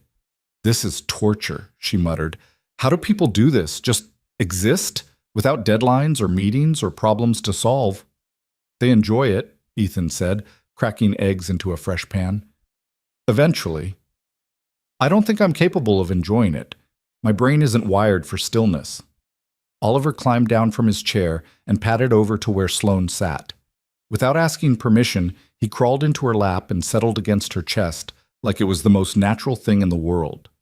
When I feel wiggly inside, he said seriously, Daddy tells me to take deep breaths and think about good things, like dinosaurs or ice cream. Sloane looked down at the boy in her arms, and something in her expression shifted. The tension in her shoulders eased, just slightly. What kind of ice cream? She asked. Chocolate chip, it's the best kind. I've always been partial to mint chocolate chip myself. Oliver wrinkled his nose. That's toothpaste flavor. It is not toothpaste flavor. It's refreshing. Daddy, tell Miss Sloane that mint is toothpaste flavor. Ethan glanced over his shoulder, hiding a smile. I'm staying out of this one, buddy. You two can fight about ice cream without me. Oliver turned back to Sloane with the determined expression of a 5-year-old preparing to win an argument. Okay, but what about strawberry? Do you like strawberry? Strawberry is acceptable. And cookie dough? Also acceptable. See? We can agree on things, Oliver nodded sagely. That's what Daddy calls compromise. Sloane laughed, a real laugh startled out of her, and hugged the boy tighter. Your daddy is a very smart man. I know, he can fix anything. Ethan served the eggs and sat down across from them, watching Sloane hold his son with an ease that would have seemed impossible just weeks ago. She was still wound tight, still fighting against her own need for constant motion, but something was beginning to shift. The armor was coming off, piece by piece. Today, Ethan announced, we're going to the park. Sloane's eyebrows rose. The park? The park! Oliver's been wanting to show you the big slide. It's really big, Oliver confirmed. Bigger than a house. I don't think it's quite that big, buddy. It's at least as big as a car. That's more accurate. Sloane looked between them with an expression of bemused uncertainty. I haven't been to a park in, I don't actually know how long. Decades, maybe? Then you're overdue. Ethan stood and began clearing plates. Dressed comfortably, no heels, no blazers, just regular clothes. I don't own regular clothes. You're wearing jeans right now. These are designer jeans. They're still jeans, Sloane. They'll survive the park. She looked down at herself as if seeing her own outfit for the first time, then back up at Ethan with an expression that was half annoyed and half amused. You're enjoying this, aren't you? Watching me flounder outside my natural habitat. A little bit, he admitted. But mostly, I'm enjoying watching you learn that there's life outside boardrooms and quarterly reports. There's a whole world, Oliver added helpfully, with parks and dinosaurs and everything. Sloane smiled at him, that soft, unguarded smile that Ethan had come to treasure, and kissed the top of his head. Okay, she said. Show me this famous slide. The park was a revelation. Not the park itself, which was a perfectly ordinary neighborhood green space with playground equipment and walking paths and dogs chasing frisbees in the distance. The revelation was Sloane, watching her navigate a world she had apparently forgotten existed. She stood at the edge of the playground like an anthropologist observing an unfamiliar culture, taking in the chaos of children running and screaming and climbing with an expression of fascinated bewilderment. They're so loud, she said. Kids usually are. And energetic. Where does all that energy come from? Sugar and pure, unfiltered joy, mostly. Oliver tugged at her hand impatiently. Come on, Miss Sloane. I want to show you the slide. He dragged her across the playground toward the structure in question, a large spiral slide that did, in fact, look slightly intimidating from ground level. Sloane stared up at it with the expression of someone contemplating a hostile takeover. You want me to go down that? It's fun, Oliver promised. I'll go first and show you. Before Sloane could protest, he scrambled up the ladder with the monkey-like agility of childhood and disappeared into the spiral. Seconds later, he emerged at the bottom with a triumphant whoop. See? Easy. Sloane looked at Ethan helplessly. I'm wearing designer jeans, which are still just jeans. I'm 38 years old. Age is just a number. I'm the CEO of a billion-dollar company. Not this week, you're not. This week, you're just Sloane, who's about to go down a slide with a 5-year-old. Oliver was already climbing back up, clearly planning to escort her personally. Sloane watched him go, something complicated moving across her face. When I was his age, she said quietly, I didn't have parks like this. We had a rusty swing set in a vacant lot and strict instructions to be home before dark. I don't think I ever went down a slide. Then you're definitely overdue. She took a breath, squared her shoulders like she was preparing for a board presentation, and followed Oliver up the ladder. Ethan watched from below, phone in hand to capture the moment, as Portland's most powerful executive wedged herself into a children's slide and let gravity do its work. She came out the bottom with her hair disheveled, her designer jeans covered in playground dust, and an expression of pure, startled delight. That was... She trailed off, searching for words. Fun? Ethan suggested. Ridiculous. But she was smiling. Completely ridiculous and utterly pointless, and I think I understand why children are so loud now. Again, Oliver demanded. They went again and again. And by the 4th time, Sloane was racing Oliver to the top of the ladder, laughing in a way Ethan had never heard before, young and free and unburdened. Later, they walked the paths around the park while Oliver ran ahead, chasing pigeons with the focused determination of a tiny hunter. Sloane's hand found Ethan's, their fingers intertwining with the easy familiarity they'd developed over the past weeks. Thank you, she said. For what? For this. For showing me what I've been missing. She gestured vaguely at the world around them, the green grass, the blue sky, the ordinary families enjoying an ordinary day. I've spent so long climbing mountains that I forgot what it felt like to just walk, to be present somewhere without an agenda or an objective. And what does it feel like? She considered the question. Terrifying and wonderful.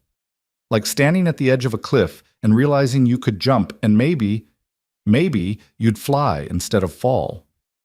That's a complicated metaphor for a Tuesday at the park. I'm a complicated woman. I noticed. Ethan squeezed her hand. For what it's worth, I think you're flying. Sloane stopped walking and turned to face him. The afternoon sun caught her hair, turning it golden at the edges. And for a moment, she looked like someone entirely different from the woman who had knocked on his door at 5 in the morning with mascara on her cheeks and desperation in her eyes. "I think I might be falling," she said softly.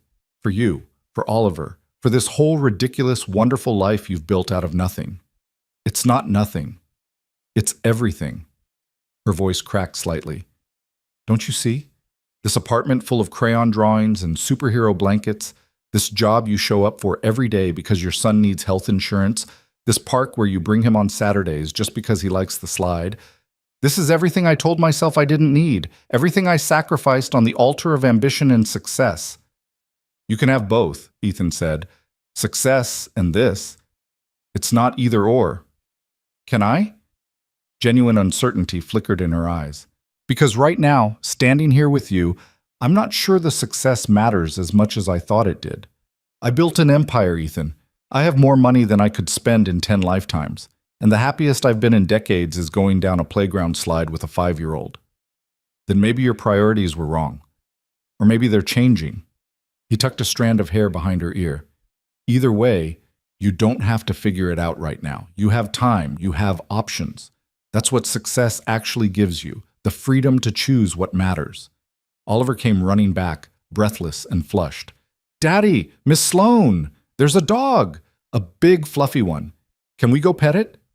Sloane looked down at the boy, then back at Ethan, and something in her expression resolved. "Let's go pet the dog," she said. And they did. And it was perfect. The week continued in a similar vein, small moments of discovery strung together like pearls on a chain.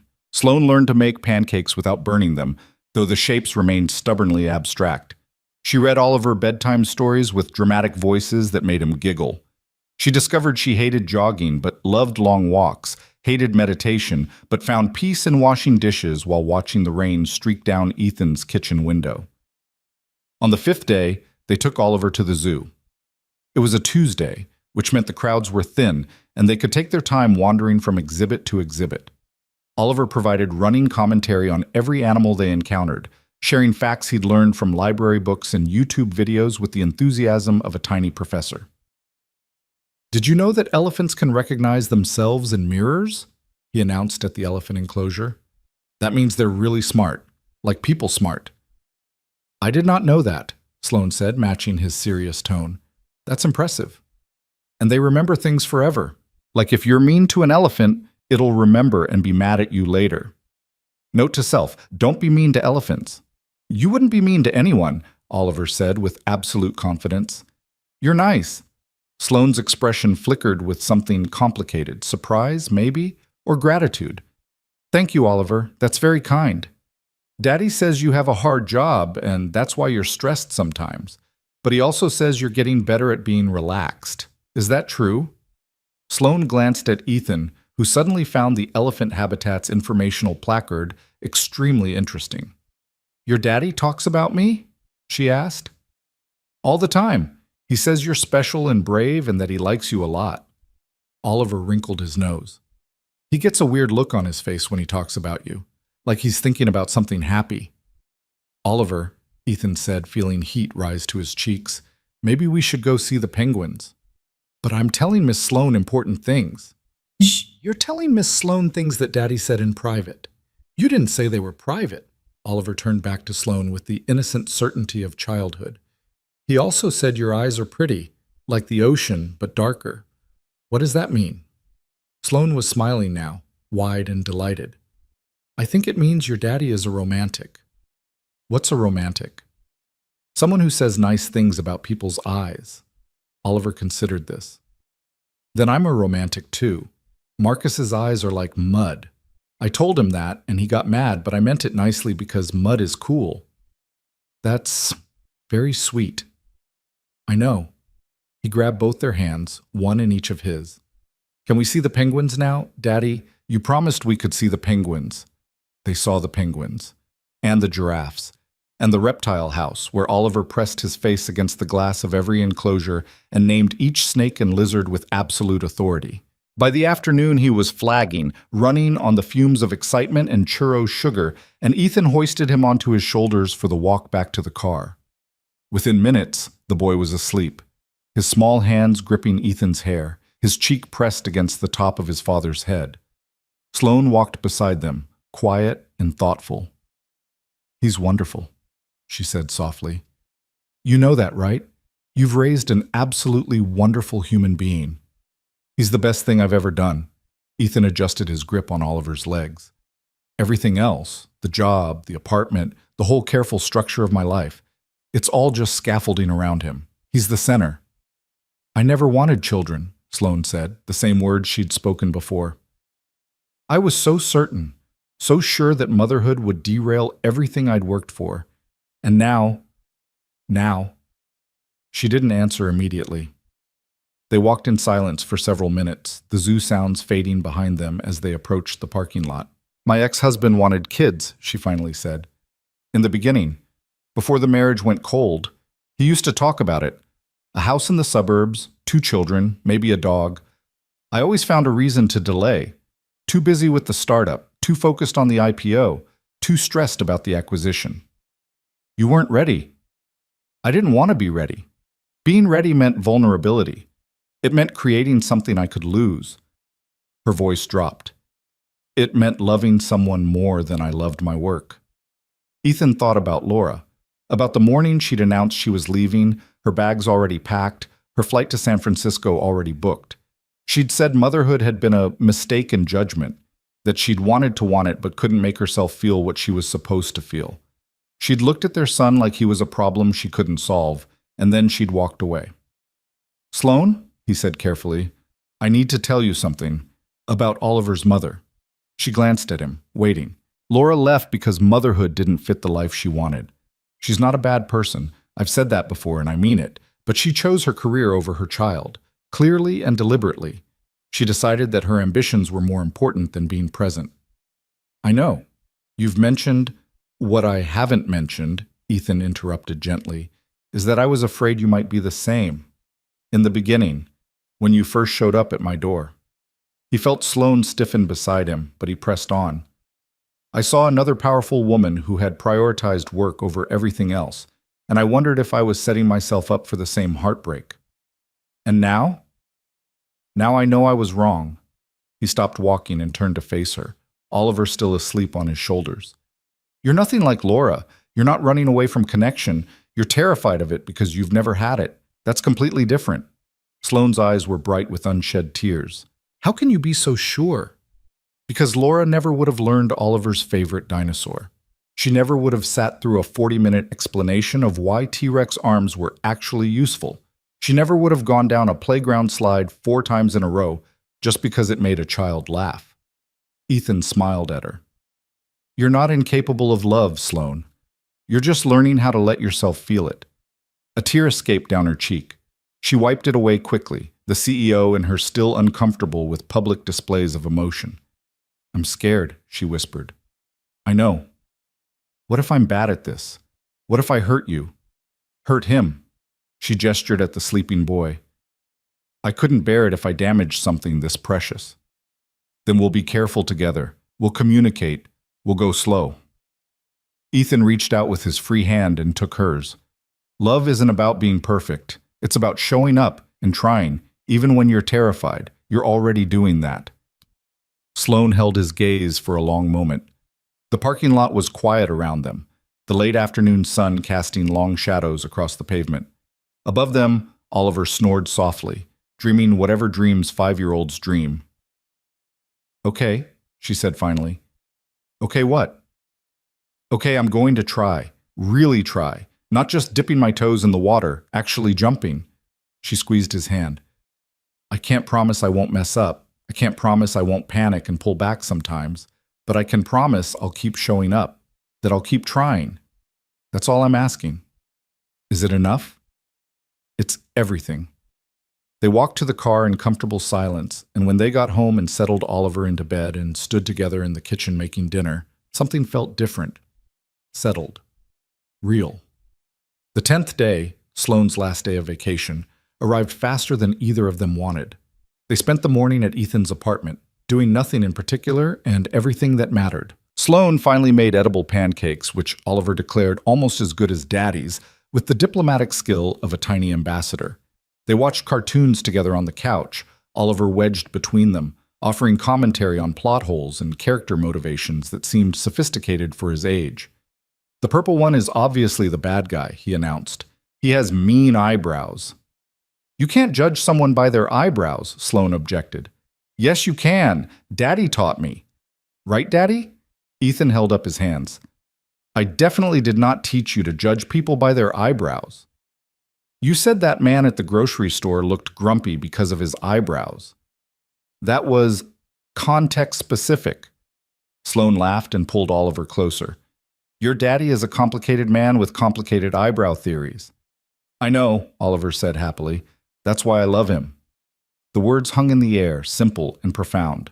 Oliver didn't notice. He'd already turned back to the cartoon.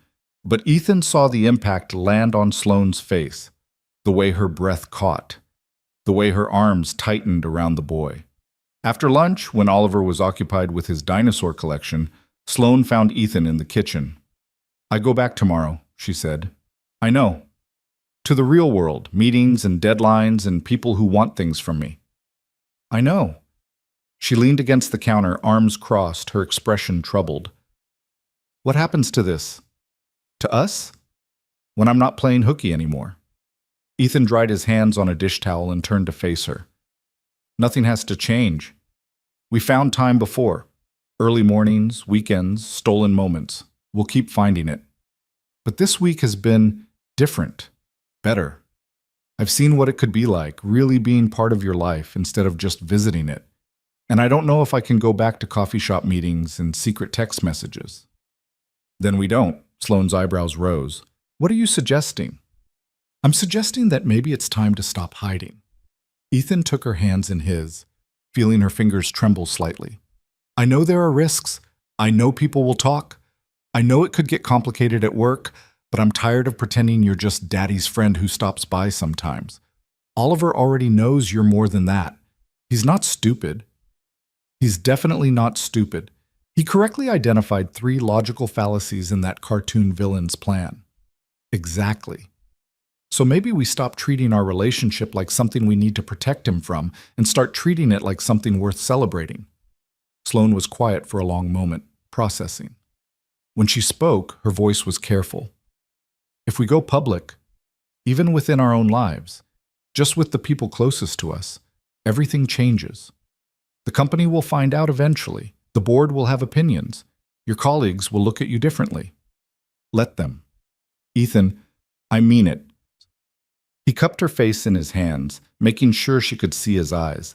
I've spent 4 years being careful, playing it safe, building walls around me and Oliver to protect us from anything that might disrupt our stability. And you know what? We survived. We're okay. But we're not thriving. Not really. You seem pretty thrived to me. Because you can't see what's missing when you're inside it. He stroked his thumbs across her cheekbones. You came into our lives like a wrecking ball, and instead of destroying us, you woke us up. Both of us. Oliver talks about you constantly. He draws pictures of us together. You, me, him, sometimes Gerald the dinosaur. He's planning his birthday party and asked if Miss Sloane would help him blow out the candles. Sloane's eyes filled with tears. He did? 2 days ago. Very serious conversation about candle-blowing strategy. I haven't even... She couldn't seem to finish the sentence. You haven't officially been introduced as my girlfriend yet, no, because we've been careful, because we've been scared. Ethan leaned his forehead against hers. I think it's time to stop being scared. What about work? What about it? I'm still your boss, Ethan. If people know we're together, they'll assume you're getting special treatment. They'll question every promotion, every assignment, Then I'll find another job. The words landed between them like a grenade. What? Sloane pulled back, staring at him. If our relationship becomes a problem at Meridian, I'll find another job. Ethan kept his voice calm, certain. I'm good at what I do. I have experience, references, a solid track record. I can work somewhere else. You would leave your job? For me? Not for you. For us. There's a difference. He smiled slightly. Besides, Oliver needs a role model who doesn't spend his entire career at the same company. The job market is supposed to be fluid these days. I've read articles. Sloane laughed. that surprise sound that always seemed to catch her off guard. You've read articles about the job market. I like to be informed. You're insane. Probably. He pulled her into his arms, holding her against his chest. But I'm also right. We've been treating this relationship like a problem to be managed instead of something worth fighting for. I'm done managing. I want to fight. Sloane was silent for a long time, her face pressed against his shoulder. When she finally spoke, her voice was muffled but clear. I've never had anyone willing to fight for me before. Then you've been surrounded by idiots. Another laugh, watery this time. Probably. So what do you say? Ready to stop hiding? She lifted her head and looked at him, really looked the way she had that first morning, with all her defenses stripped away. There's something I need to tell you first, she said. Something I've been thinking about since the acquisition closed. Ethan waited. I'm considering stepping down. The words hung in the air, huge and unexpected. Stepping down, Ethan repeated carefully. From Meridian? Not immediately. The board would need time to find a successor, but within the next year, maybe 2. Sloane stepped back, running her hands through her hair in a gesture of nervous energy. I've been thinking about it since that night, the night I closed the deal and felt empty instead of triumphant, about what you said, about priorities and choices, and the freedom that success is supposed to give you. And I realized I've never used that freedom, not once. I've just kept climbing, kept pushing, kept running toward the next goal because standing still felt like failure. She met his eyes. I don't want to run anymore, Ethan. I want to build something different, something that matters to me instead of to shareholders and analysts and magazine profiles. What would you do? I'm not sure yet. Consulting, maybe. Help other companies without bearing the weight of being responsible for everything. Or something completely different. I've always been interested in nonprofit work, education, giving back to communities like the one I grew up in. A ghost of a smile crossed her face. Or I could learn to make pancakes professionally, start a bed and breakfast somewhere quiet. Your pancake game is improving. I know. Another week of practice and I might achieve mediocrity. Ethan laughed. I think you should do whatever makes you happy, whatever brings you peace. That's the thing. Sloane stepped closer to him again, taking his hands. For the first time in my life, I know what brings me peace. It's this apartment. It's you.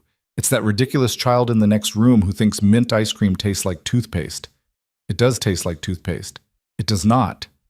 This is a fundamental incompatibility, Sloane. I don't know if our relationship can survive. She swatted his arm, but she was smiling. I'm serious. Whatever I do next, I want to build it around this. Around us. Not the other way around. Are you sure? That's a big change. A lot to give up. I'm not giving anything up. Sloane's voice was firm now, certain in a way he hadn't heard before. I'm finally making room for the things that matter. I spent decades accumulating success I didn't know what to do with. Now I want to invest it in something real. Ethan pulled her close, wrapping his arms around her. You know this is terrifying, right? Everything you're talking about, it's huge, life-changing. Everything worth doing is terrifying. She tilted her head up to look at him. You taught me that.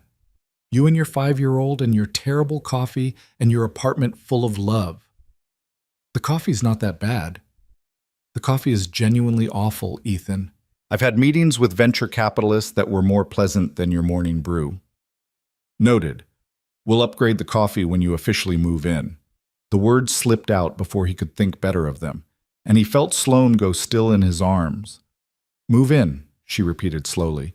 I didn't mean that was too fast. I shouldn't have. Is that what you want?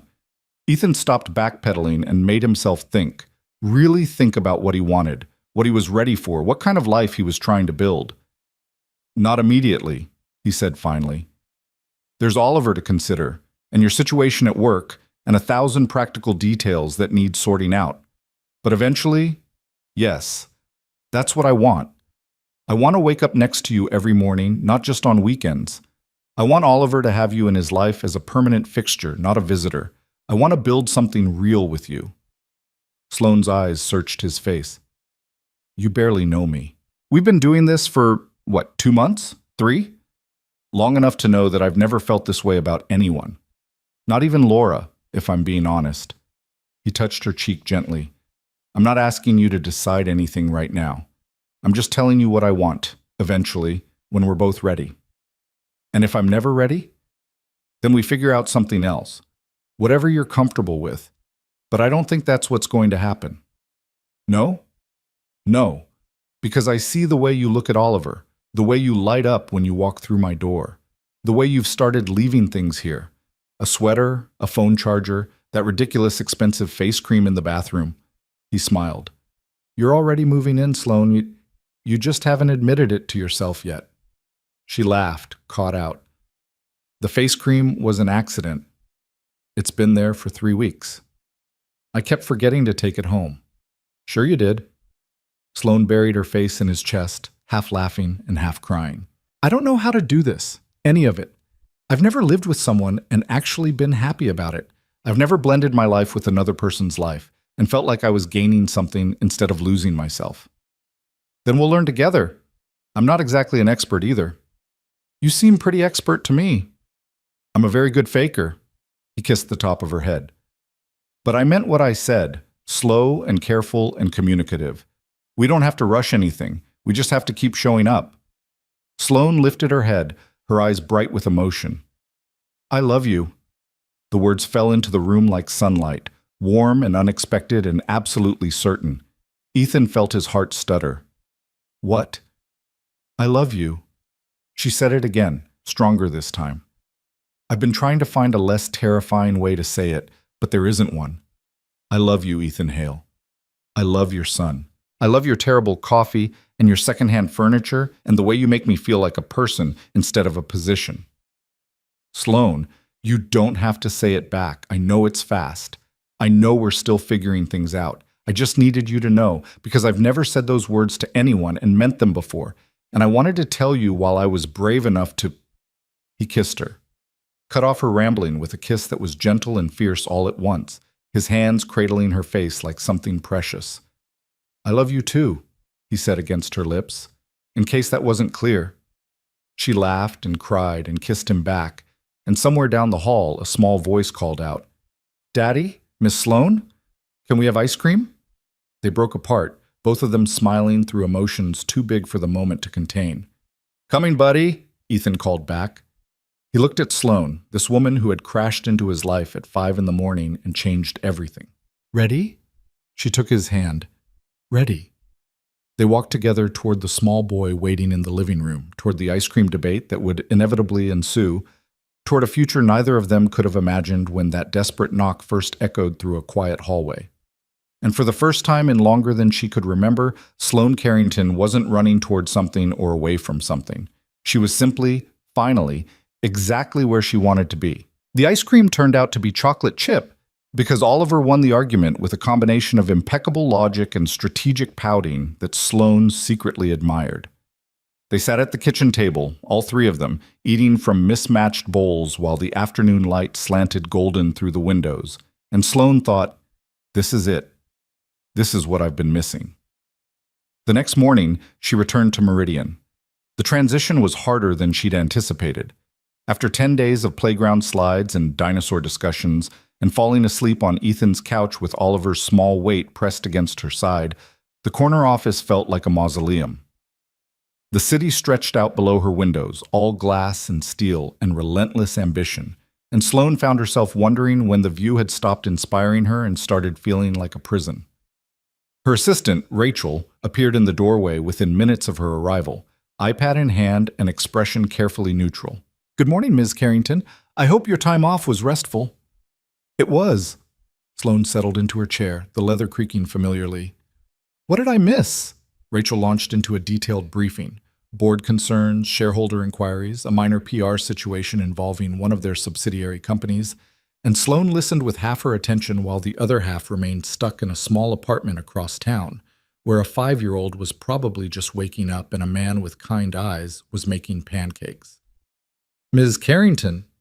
Sloan blinked. I'm sorry. What was that? Rachel's expression flickered with something that might have been concern. I asked if you wanted to schedule the follow-up meeting with the integration team for this afternoon or tomorrow morning. Tomorrow.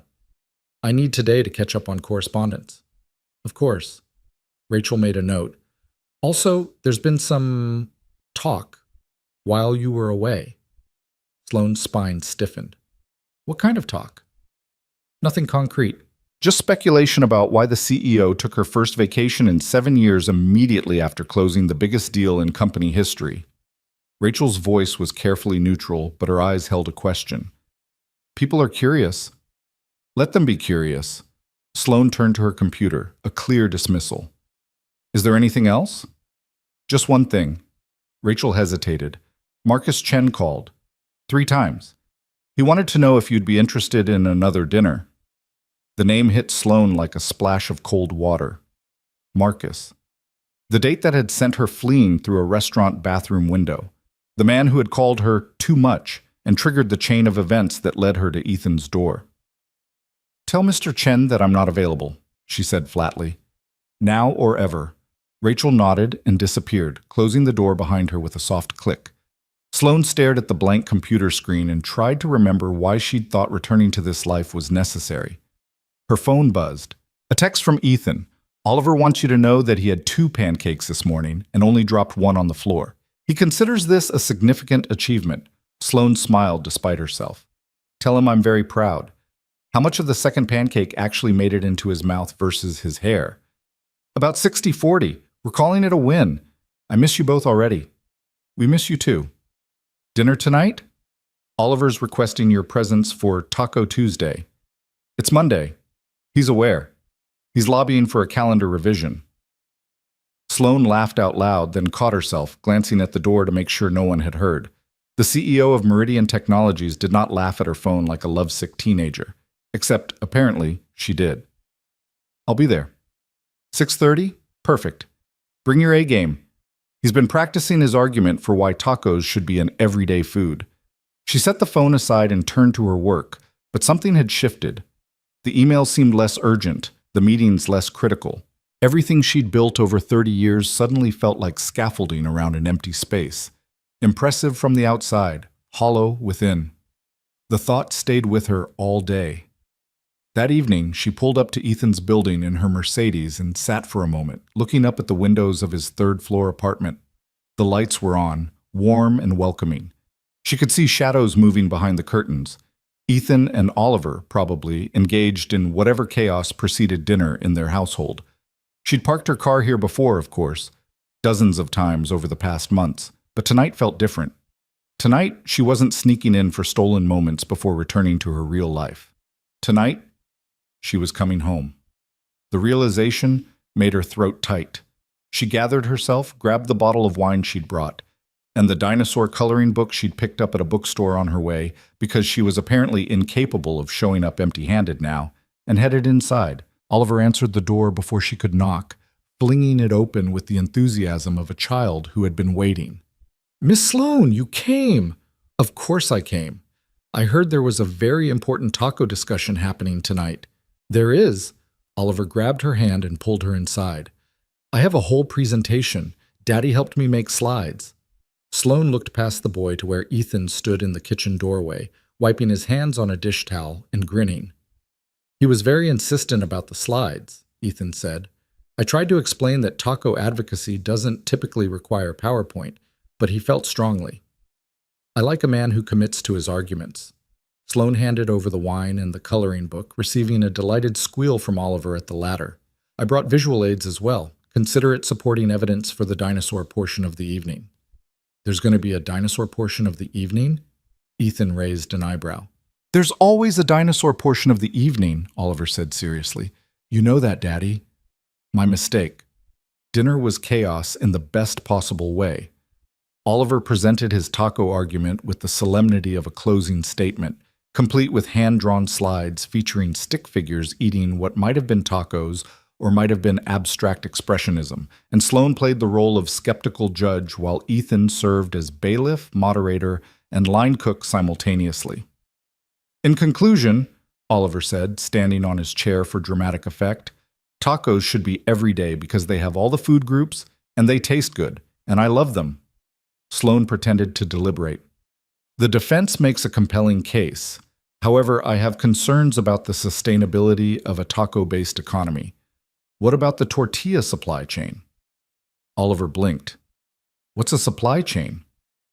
It's how things get from where they're made to where you eat them. Oh. He considered this. We could grow our own tortillas. Tortillas don't grow, buddy, Ethan interjected. They're made from corn or flour.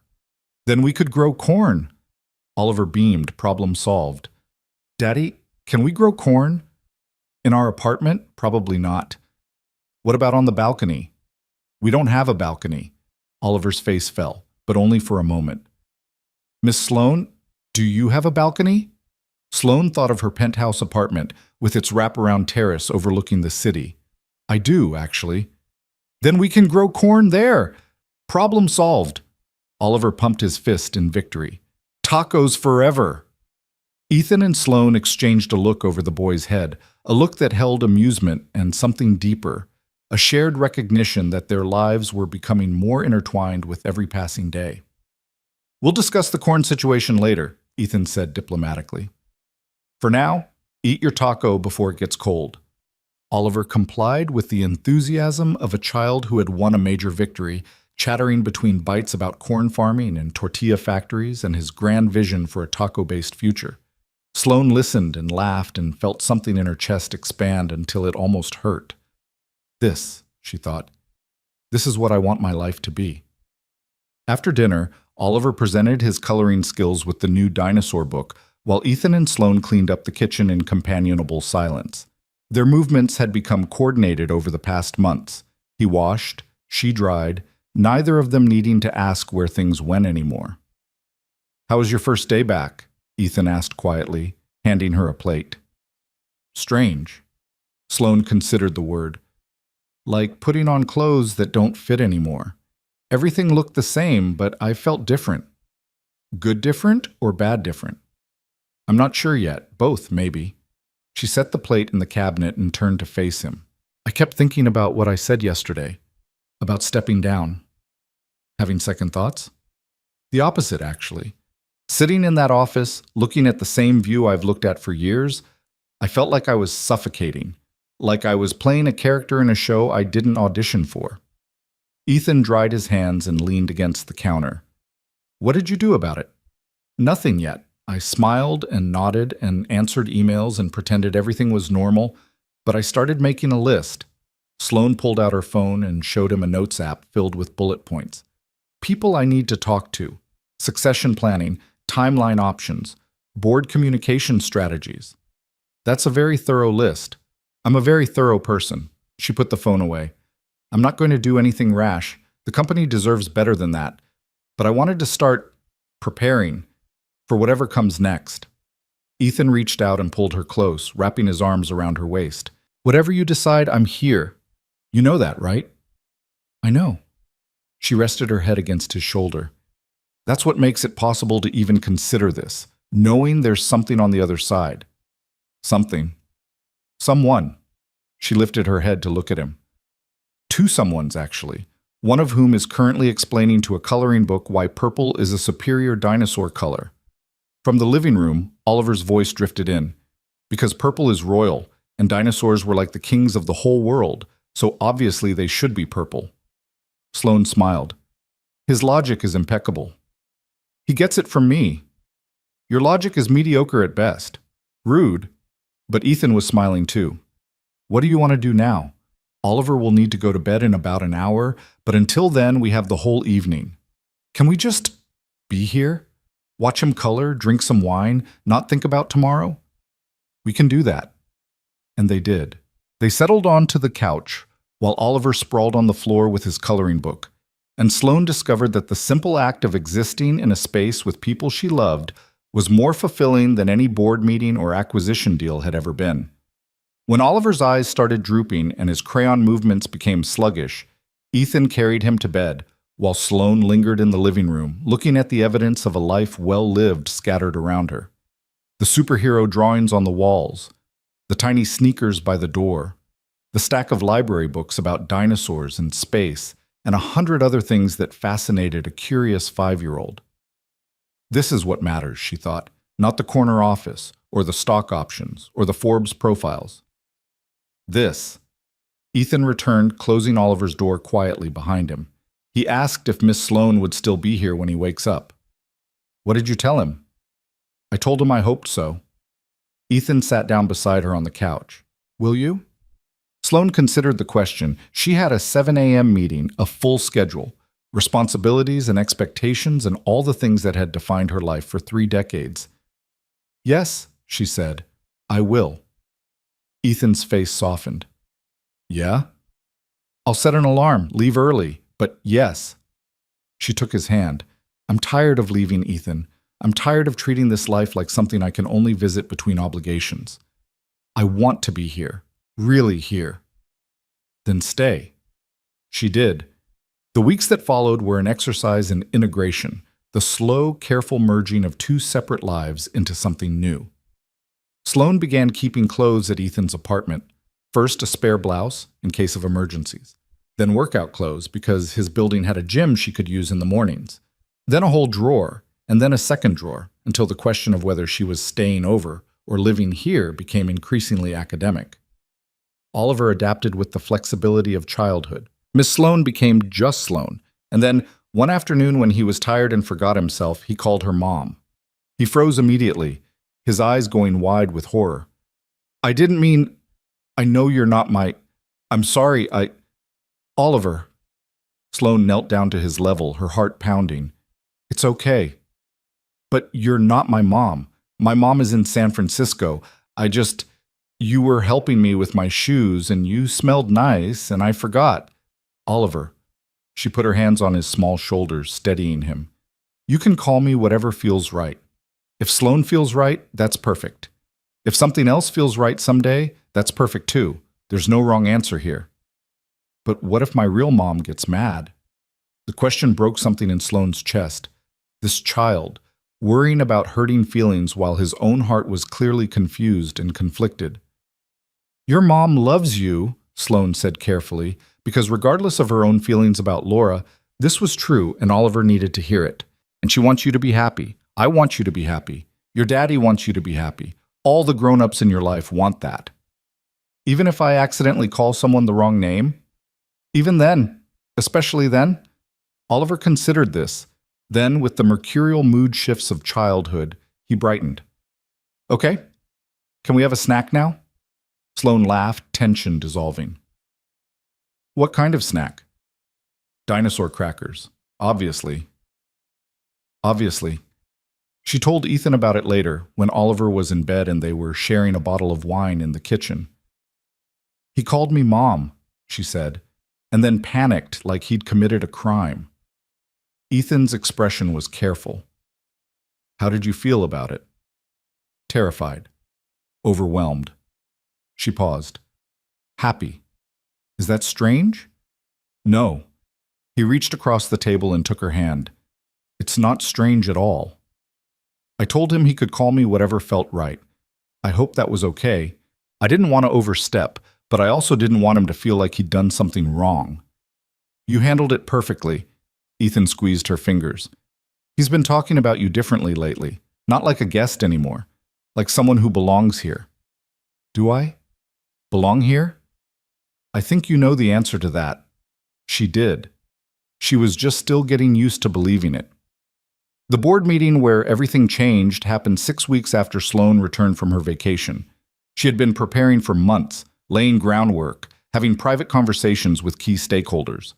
The plan was careful and strategic, a controlled transition that would protect the company, preserve her legacy, and give her the freedom she'd been craving. But plans, she'd learned, rarely survived contact with reality. Ms. Carrington. Richard Holt, the board chairman, leaned forward in his chair with an expression that made Sloane's instincts flare. Before we begin the regular agenda, there's a matter the board would like to discuss. Sloane kept her face neutral. Of course. It's come to our attention that you've been distracted lately, taking unprecedented time off, delegating responsibilities you've historically handled personally. Richard's voice was carefully modulated, but his eyes were sharp. Some board members have expressed concern about your commitment to the company. Sloane felt a cold anger settle in her chest. My commitment to Meridian has never wavered. I closed the largest acquisition in company history less than 2 months ago, which is precisely why your subsequent behavior has raised questions. Richard spread his hands. You've built this company on your reputation for tireless dedication. The CEO who never takes vacations, never delegates, never stops pushing. And now, suddenly, you're leaving early, coming in late, and, if rumors are to be believed, spending considerable time with a junior employee. The room went very quiet. Sloane felt the blood drain from her face, then rush back in a hot wave. They knew. Somehow, they knew about Ethan. What I do in my personal time is none of the board's concern, she said, her voice ice. It is when it affects your judgment. Richard's tone hardened. We've also heard whispers about stepping down, about transition planning, activities that should involve the board but apparently don't. Sloane's mind raced. Someone had been watching, listening, reporting. She'd been careful, but not careful enough. I was planning to bring a proposal to the board when the time was right, she said. A measured transition that would protect shareholder value and ensure continuity, but I see that timeline has been accelerated. We're not trying to push you out, Sloane. This from Margaret Chen, one of the friendlier board members. We're trying to understand what's happening. You've been the heart of this company for 15 years. If something is changing, we need to know. Sloane looked around the room at the faces she'd worked with for years, some sympathetic, some hostile, all calculating. This was the moment she'd been preparing for, even if it was arriving faster than she'd planned. Something is changing, she admitted. I am changing. For the first time in my career, I found something that matters more to me than this company. And I've realized that's not a betrayal of what I've built. It's the whole point of building it. Richard's eyebrows rose. You're saying you're leaving for personal reasons? I'm saying I'm ready to let go. Not immediately. I wouldn't abandon Meridian like that. But within the next year, yes. I want to step back, find a successor, and build a life that isn't defined entirely by quarterly earnings. And the junior employee? Sloane met Richard's gaze without flinching. His name is Ethan Hale. He's a project coordinator on the 14th floor, and he's the best thing that's ever happened to me. The silence that followed was deafening. You're aware, Richard said slowly, of the complications this creates? The liability issues? The appearance of impropriety? I'm aware of all of it, which is why Ethan has already submitted his resignation, effective at the end of the month. He found another position, equal pay, better commute, at a company where our relationship creates no conflicts. Sloane allowed herself a small smile. We anticipated this conversation, Richard. We've been preparing for it. The board exchanged glances. Sloane watched them process the information. The CEO they thought they were cornering turning out to be several steps ahead. You planned this, Margaret said, not quite a question. I planned for every scenario. It's what you pay me to do. Date. Sloane stood, commanding the room the way she always had. Now, if there are no further questions about my personal life, I believe we have actual business to discuss, unless the board would prefer to spend the rest of the afternoon gossiping. No one said anything. Excellent. Let's proceed with the agenda. She drove to Ethan's apartment that evening with her hands shaking on the steering wheel, not from fear but from the aftermath of adrenaline. The confrontation had gone better than she'd hoped, but it had still been a battle, and battles took their toll. Ethan opened the door before she could knock, his expression worried. How bad was it? They knew about us. Someone had been talking. And? Sloane stepped inside and let him wrap his arms around her. And I told them everything, about you, about stepping down, about all of it. I basically dared them to challenge me. And did they? They backed down, for now. She pulled back to look at him. Your resignation came up. They seemed almost disappointed that we'd already solved the conflict of interest problem. Ethan smiled. I submitted the paperwork this morning. Start date at the new company is in 3 weeks. How do you feel about it? Terrified, excited, ready. He cupped her face in his hands. How do you feel? Sloane considered the question. How did she feel? She'd just revealed her deepest secrets to a boardroom full of people who controlled her professional fate. She'd admitted to falling in love, to wanting a different life, to being human in ways she'd spent decades denying. "Free," she said finally. "I feel free." "Yeah?"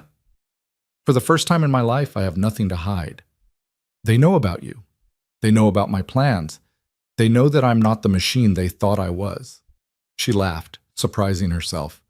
"It's terrifying and wonderful, and I have no idea what happens next." "What happens next," Ethan said, "is dinner. Oliver's been asking when you'd get here. He has very strong opinions about tonight's menu." "Let me guess. Tacos?" "How did you know?" Sloane smiled and let him lead her toward the kitchen, where a 5-year-old was waiting with a crayon-drawn menu and very specific ideas about cheese distribution. The rest would sort itself out. The board, the transition, the uncertain future. All of it could wait. Right now, there were tacos to make and arguments to have and a family to build. Everything else was just details. The transition announcement came a month later. Sloane stood at the podium in the same auditorium where she'd announced the acquisition, facing the same sea of employees who had cheered her triumph. But this time, the news was different. "Effective immediately, I will be transitioning from my role as CEO to serve as chair of the board for the next 12 months, after which I will step down entirely." Her voice was steady, practiced, but her heart was pounding. This decision was not made lightly.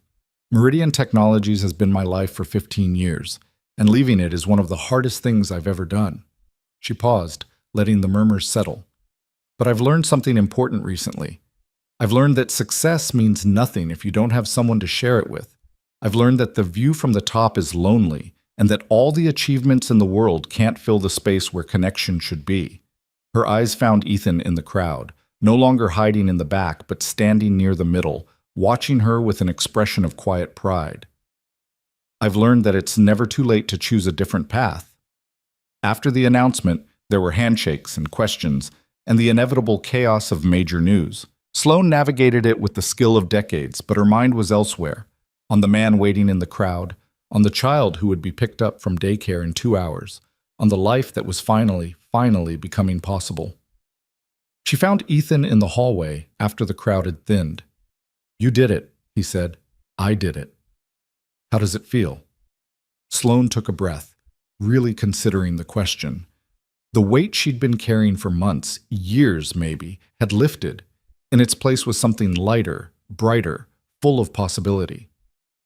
"It feels like the beginning of something," she said. "Finally, after all this time, the beginning." Ethan took her hand right there in the hallway where anyone could see, because it didn't matter anymore. Nothing was hidden. Nothing was forbidden. They were just two people choosing each other in the open. "Then let's begin," he said. And they did. The beginning, as it turned out, looked a lot like ordinary life, only better. The months following Sloane's announcement passed in a blur of transitions and adjustments.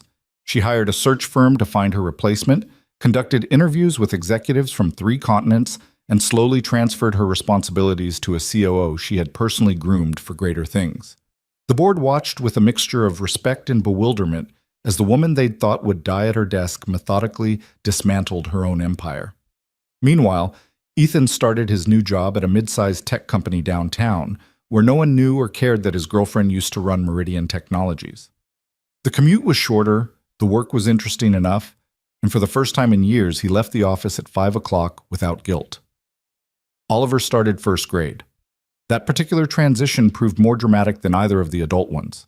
The first day of school involved 3 separate meltdowns, one about the backpack not being the right shade of blue, one about the lunch contents not meeting specifications, and one at the classroom door when the reality of spending an entire day away from familiar faces became suddenly, terrifyingly real.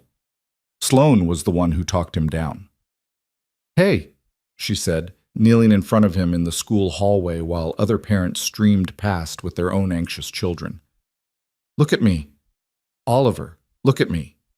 He lifted his tear-streaked face, hiccuping with the effort of holding back sobs.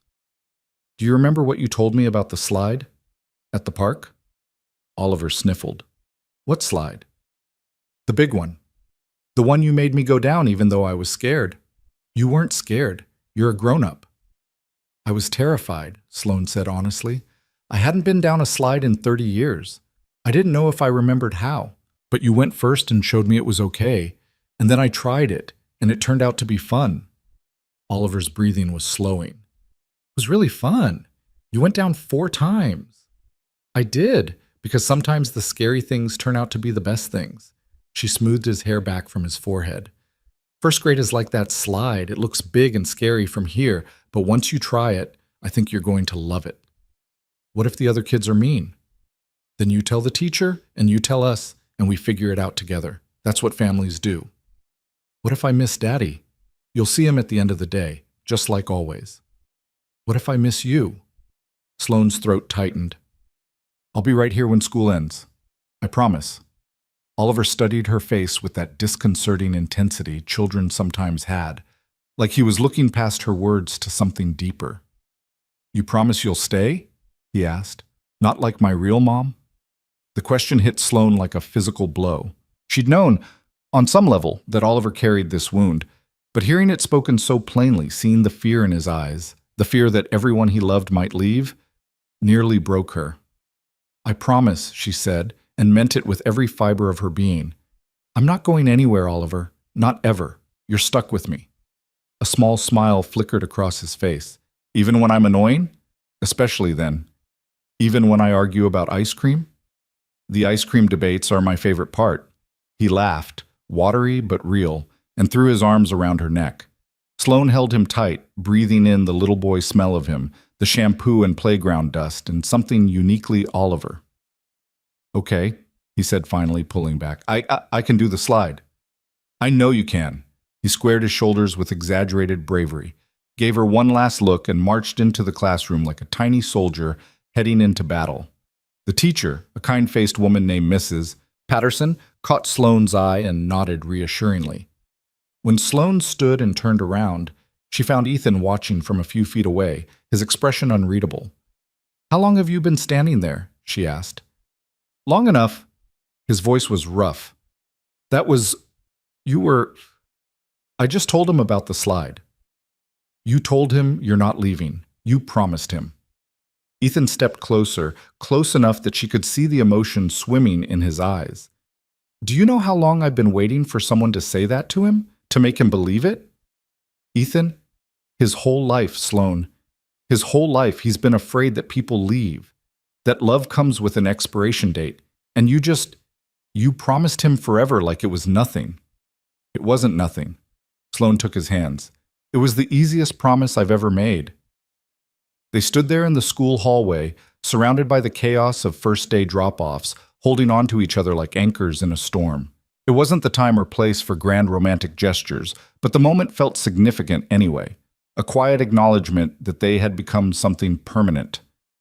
We should go, Ethan finally said, before we become those parents crying in the hallway. Too late for that. Sloane wiped her eyes with the back of her hand. I'm definitely crying. Me too. We're a mess. The best kind of mess. They walked out together, hands intertwined, leaving their son to face his first day of first grade with the confidence that comes from being truly, completely loved. The consulting firm launched 3 months later. Sloane had spent weeks planning it, a boutique operation focused on helping female executives navigate the particular challenges of corporate leadership.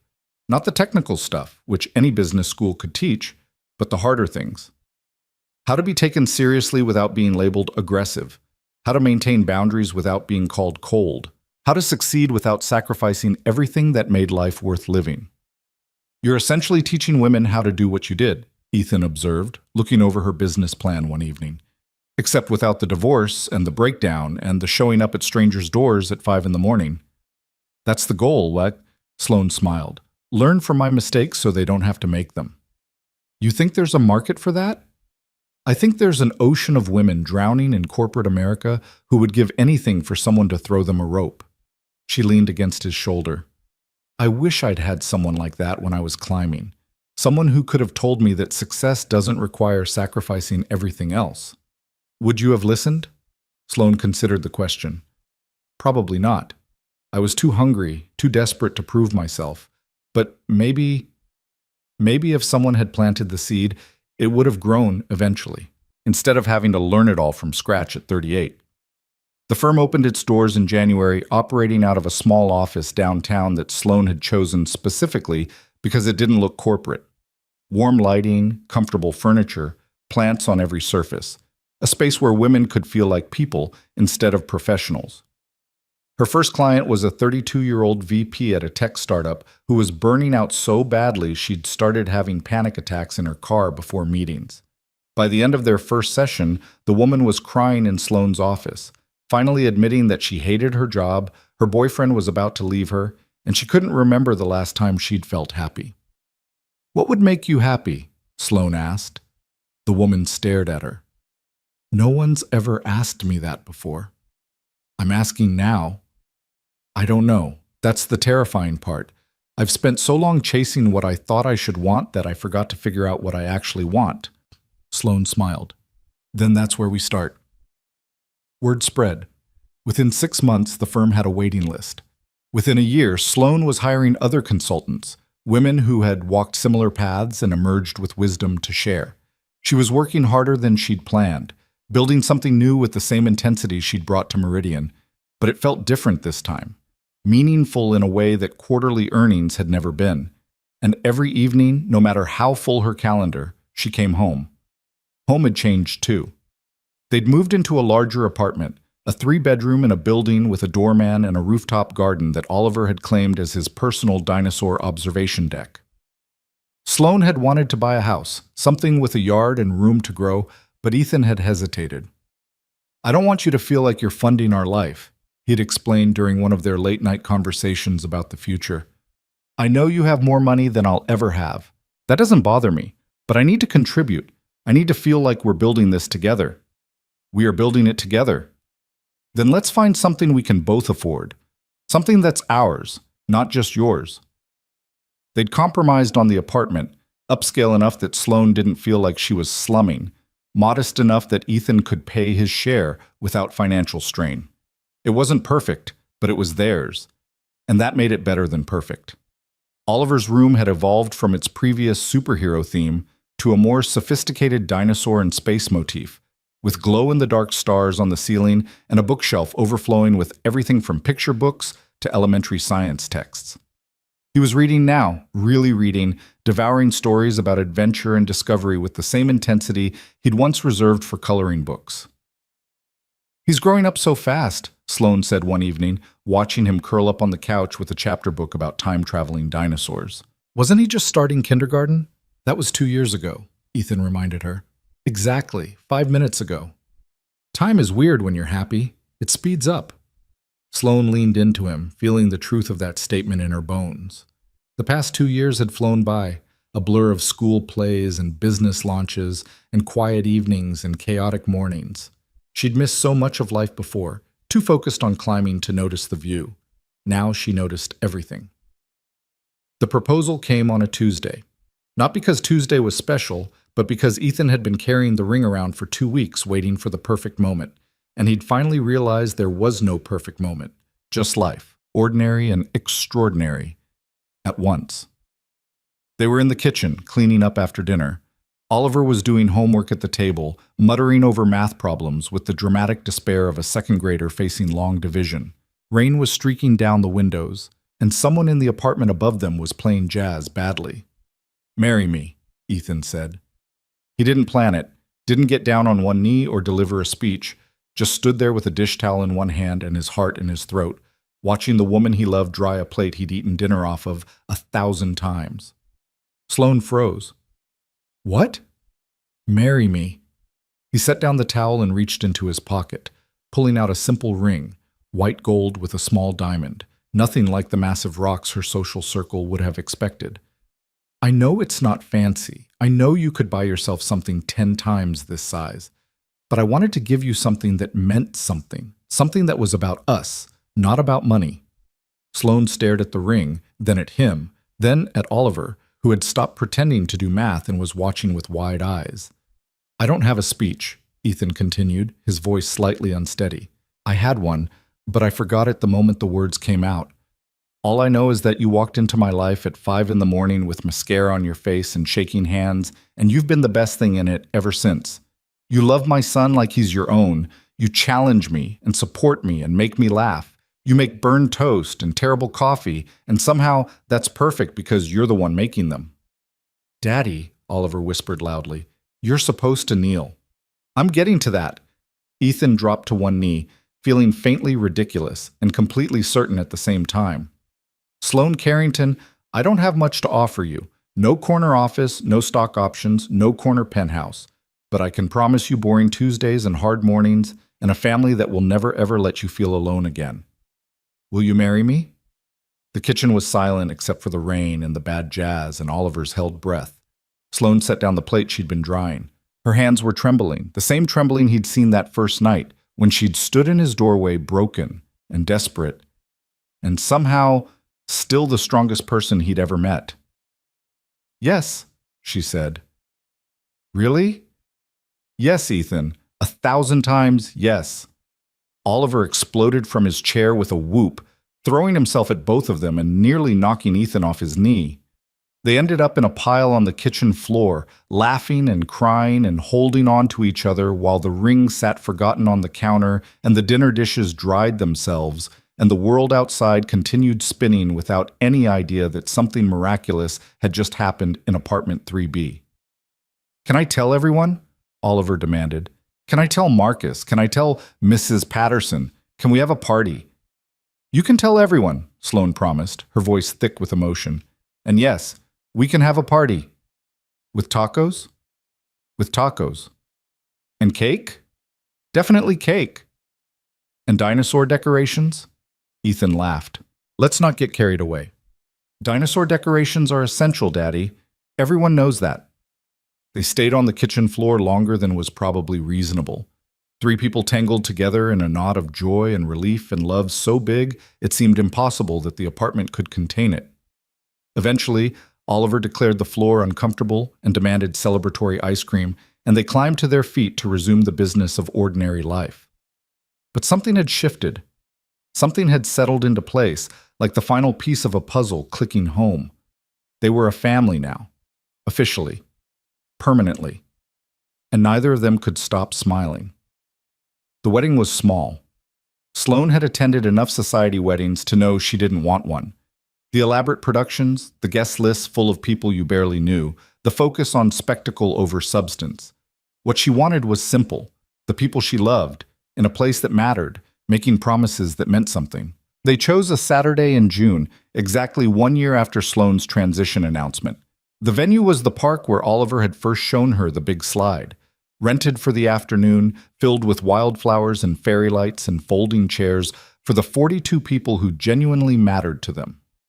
Sloane's mother came, making the trip from Massachusetts for the first time in years. She was smaller than Sloane remembered, grayer, softened by time and something that might have been regret.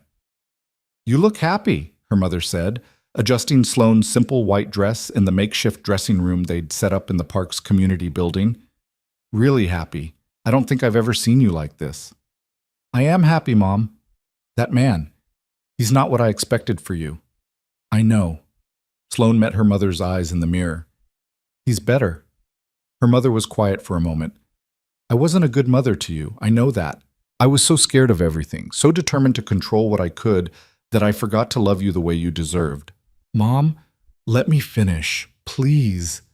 Her mother's hand stilled on Sloane's shoulders. I watched you build that empire, and I was proud, so proud, but I was also scared. You became everything I'd tried to make you, and it made me realize that what I'd tried to make you wasn't what you needed at all. I'm not angry anymore, Sloane said, and realized it was true. I was, for a long time, but I understand now. You did your best with what you had. That's all any of us can do. Your father would have loved to see this. You, here, happy, with a family. Sloane's throat tightened. Her father had died 6 years ago, his liver finally giving out after decades of quiet alcoholism. She'd barely known him by then, too many years of distance, too much resentment built up. But sometimes, in quiet moments, she wondered what he would have thought of the life she was building now. I think he would have liked Ethan, she said. I think so too. Her mother squared her shoulders with the brisk efficiency Sloane had inherited. Now, enough of this emotional nonsense. You have a wedding to get to. The ceremony was simple and perfect. Oliver served as ring bearer, taking his duties so seriously that he walked down the aisle with the exaggerated caution of someone defusing a bomb. Ethan stood under an arch of wildflowers, looking like he might cry or laugh or both, his eyes fixed on Sloane as she walked toward him. She wasn't given away by anyone. She walked alone, because that was how she'd arrived at this moment, through her own choices, her own courage, her own willingness to knock on a stranger's door at 5 a.m. and trust that she'd be let in. The vows they'd written themselves. Ethan, Sloane said, holding his hands in hers, I came to you broken and desperate, and you gave me coffee so bad it should have been a criminal offense. Laughter rippled through the small crowd. But you also gave me something I'd never had before. You gave me space to be human, to be scared and uncertain and not have all the answers. You showed me that strength doesn't mean being invulnerable. It means being honest about your vulnerabilities and trusting someone else to help carry them. She paused, steadying herself. I promise to be your partner in everything, to support your dreams and share your burdens, to never make you feel like my success diminishes yours, to be present, really present, even when work calls and deadlines loom and the world demands my attention. Her voice cracked slightly. And I promise to love Oliver like he's my own, because he is. He's been mine since the moment he asked if I was a princess and told me I must be a queen. Ethan's eyes were definitely wet now. Sloane, he said, squeezing her hands, I've spent 4 years being careful, building walls, protecting my son and myself from anything that might disrupt the safe little life we'd constructed. And then you showed up at 5 a.m. and knocked those walls right down. He smiled through the emotion. You terrified me. You still terrify me, honestly. You're smarter than me, more successful than me, more driven than me. By every measure society uses, you're out of my league. But you chose me anyway. You chose us. And that choice, that willingness to step down from the mountain you'd climbed and build something new with an ordinary guy in an ordinary apartment, that's the bravest thing I've ever seen. He took a breath. I promise to be your safe place. The person you can be messy with, uncertain with, completely yourself with. I promise to never make you feel like you're too much, because you're not. You're exactly the right amount. And I promise to spend every day reminding you that the life we're building together is worth more than any corner office or Forbes profile or acquisition deal. Because it is. You are. Oliver, who had been standing patiently through the adult emotional stuff, tugged on Ethan's sleeve. Is it time for the rings yet? Yes, buddy, it's time for the rings. The rings were exchanged. The vows were sealed. And when the officiant pronounced them married, Oliver cheered so loud that birds scattered from nearby trees. The reception was everything a reception should be: good food, better company, and a dance floor that got progressively more chaotic as the evening wore on. Sloane danced with Ethan, slow and close, her head on his shoulder, swaying to a song she couldn't name but would remember forever. We did it, she murmured. We did. We're married. Apparently so. She could hear the smile in his voice. How does it feel? Like everything I didn't know I wanted. Funny, that's exactly how I'd describe you. She lifted her head to look at him, this man who had opened his door and his heart and his family to her, who had never asked her to be less than she was, who had taught her that love wasn't about grand gestures, but about showing up day after day, even when it was hard. I love you, Ethan Hale. I love you too, Sloane Hale. The new name felt strange in her ears, but good. Right, like a door closing on who she'd been and opening onto who she was becoming. It's Sloane Carrington Hale, technically, she corrected. I hyphenated, for professional reasons. Of course you did. He laughed and pulled her closer. My very professional wife. Don't call me professional. It sounds like an insult. It's the highest compliment I know. They danced until their feet hurt and the caterers started packing up. And when they finally left the park, Oliver asleep in Ethan's arms, confetti still in Sloane's hair, they felt like the luckiest people in the world. The first year of marriage passed like a dream. There were adjustments, of course. Learning to share space and time and decisions with another person was never seamless, no matter how much you loved them. They argued about loading the dishwasher. Sloane had a system. Ethan did not believe in systems. And how much screen time Oliver should have. Sloane thought limits were essential. Ethan was more relaxed. And whether to adopt a dog. Oliver lobbied relentlessly. The adults held firm, then caved, then spent 3 months being terrorized by a golden retriever puppy named Rocket. But the arguments were small, and the making up was sweet, and every night they fell asleep in the same bed and woke up grateful for each other. Oliver adjusted to the new family structure with remarkable ease. He started calling Sloane Mom, naturally now, not every time, but often enough that it no longer surprised anyone. His birth mother, Laura, had faded into the background of his life, her quarterly visits feeling more like obligations than connections. He loved her in the abstract way children love the idea of a parent, but his real family was here, in this apartment, with these people, in the ordinary chaos of everyday life. Sloane's consulting firm grew. Ethan got promoted at his new company. Oliver made the honor roll in the soccer team, and a best friend named Jamie, who shared his obsession with all things prehistoric. Life, in other words, was good. And then, on a morning in early March, exactly 1 year after the wedding, Sloane woke up at 5:03 a.m. She lay in bed for a moment, disoriented by the precision of her internal clock. She hadn't woken at 5:03 in over a year, not since those early days when her body had been trained to run on anxiety and adrenaline instead of rest. Beside her, Ethan slept peacefully, one arm thrown across her waist.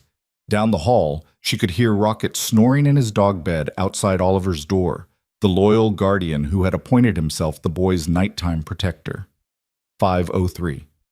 The time she had first knocked on Ethan's door, broken and desperate and not knowing that her life was about to change.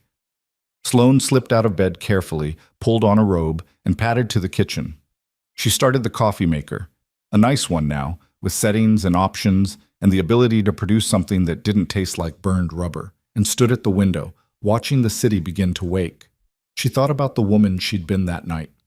The mascara streaks and the missing shoe, and the bone-deep exhaustion of a life that looked perfect from the outside and felt hollow within. She thought about the terror of knocking on a stranger's door, of admitting that she needed help, of letting someone see her without her armor. She thought about how far she'd come. The coffee maker beeped. Sloane poured 2 cups and carried them to the bedroom, where Ethan was just beginning to stir. "Hey," he said sleepily, pushing himself up against the pillows. "What time is it?" 5:03. Something flickered in his eyes, recognition, memory. "The anniversary." "You remembered." "Of course I remembered." He took the coffee she offered and pulled her down to sit beside him on the bed. "How could I forget? It's the most important morning of my life." "More important than our wedding?" The wedding was the celebration. That morning was the beginning. He sipped his coffee, watching her over the rim. "Are you okay? You don't usually wake up this early anymore." "I know. I think my body remembered, even if my mind didn't." Sloane curled into his side, breathing in the warmth of him. "I was just thinking about that night, about how scared I was, how certain I was that I had ruined everything." "You hadn't ruined anything. You saved us both." "I was a mess, Ethan, a complete disaster. You were human. For the first time, you let yourself be human." He set down his coffee and turned to face her. "Do you know what I thought that first morning, when I opened the door and saw you standing there? That I was insane for showing up at your apartment at 5 a.m.? That too." He smiled. "But mostly I thought, this is the bravest person I've ever met. Here's a woman who has everything, power, money, success, and she's standing in my hallway with tears on her face, admitting that she's not okay. That takes more courage than any boardroom battle." Sloane felt her throat tighten. "I didn't feel brave. I felt broken. Broken things can be better if you fix them right." He quoted his own words back to her. "Remember? Oliver told you that. He was right." "He's usually right. It's annoying." Ethan laughed and pulled her closer. They sat there in the early morning light, drinking coffee and holding each other, 2 people who had found their way to each other through darkness and doubt, and the simple, profound act of opening a door. "I want to do something," Sloane said eventually, "to mark today. Something meaningful." "What did you have in mind?" "I want to knock on our door at 5:03. Every year on this anniversary, To remember where we started and be grateful for where we are. Ethan considered this. That's either incredibly romantic or slightly concerning from a mental health standpoint. Can it be both? With you, it usually is. She swatted his arm, but she was smiling. I'm serious. This morning changed everything. It deserves to be honored. Then we'll honor it. Ethan kissed her forehead. Every year, 5:03 a.m. A knock on the door that started everything. Down the hall, Oliver's door creaked open. Small footsteps padded toward their bedroom, followed by the click of dog nails on hardwood. Mom? Dad? Oliver's sleepy face appeared in the doorway, Rocket panting happily at his heels. Why are you awake? Is something wrong? Nothing's wrong, sweetheart. Sloane opened her arms, and Oliver climbed onto the bed, Rocket scrambling up behind him, despite the strict no dogs on the bed rule that everyone pretended to enforce. We were just talking about something important. What? The morning we became a family. Oliver snuggled between them, a warm weight in the center of everything. You mean when you came to our door and Daddy let you in? Exactly. That was a good morning. He yawned hugely, even though it was really early and you looked kind of scary. I look scary? Your face was all smeary. I thought you were a ghost. Sloane laughed. I probably looked like one. I felt like one. But then you weren't a ghost. You were just sad. And Daddy says sad people need hugs and nice words, and sometimes hot chocolate. Your daddy is very wise. I know. Oliver's eyes were drifting closed again, the pull of sleep too strong for conversation. I'm glad you knocked on our door. Me too, buddy. Sloane pressed a kiss to his hair. Me too. Within minutes, he was asleep again, sprawled across both of them with the boneless abandon of childhood. Rocket had claimed a spot at the foot of the bed, tail still wagging even in rest. The coffee sat cooling on the nightstand, forgotten in favor of this. A family, together, in the quiet hours before dawn. Ethan met Sloane's eyes over their sleeping son's head. This is what you came looking for, he said quietly. That night, even if you didn't know it. This is more than I ever dared to imagine. Me too. He reached across Oliver to take her hand. I love you, Sloane. I love you too. They stayed there as the sun rose over Portland, painting the sky in shades of gold and pink. The city woke around them, cars starting, dogs barking, the ordinary symphony of morning. But in that bedroom, time seemed suspended, sacred. A year ago, Sloane Carrington had knocked on a stranger's door with nothing to offer but her broken heart.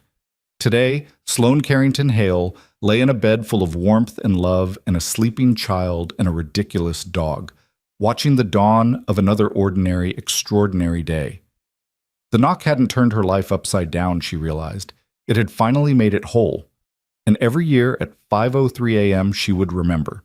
She would knock on the door of whatever home they were building, and Ethan would open it, and they would stand together in the doorway where everything began.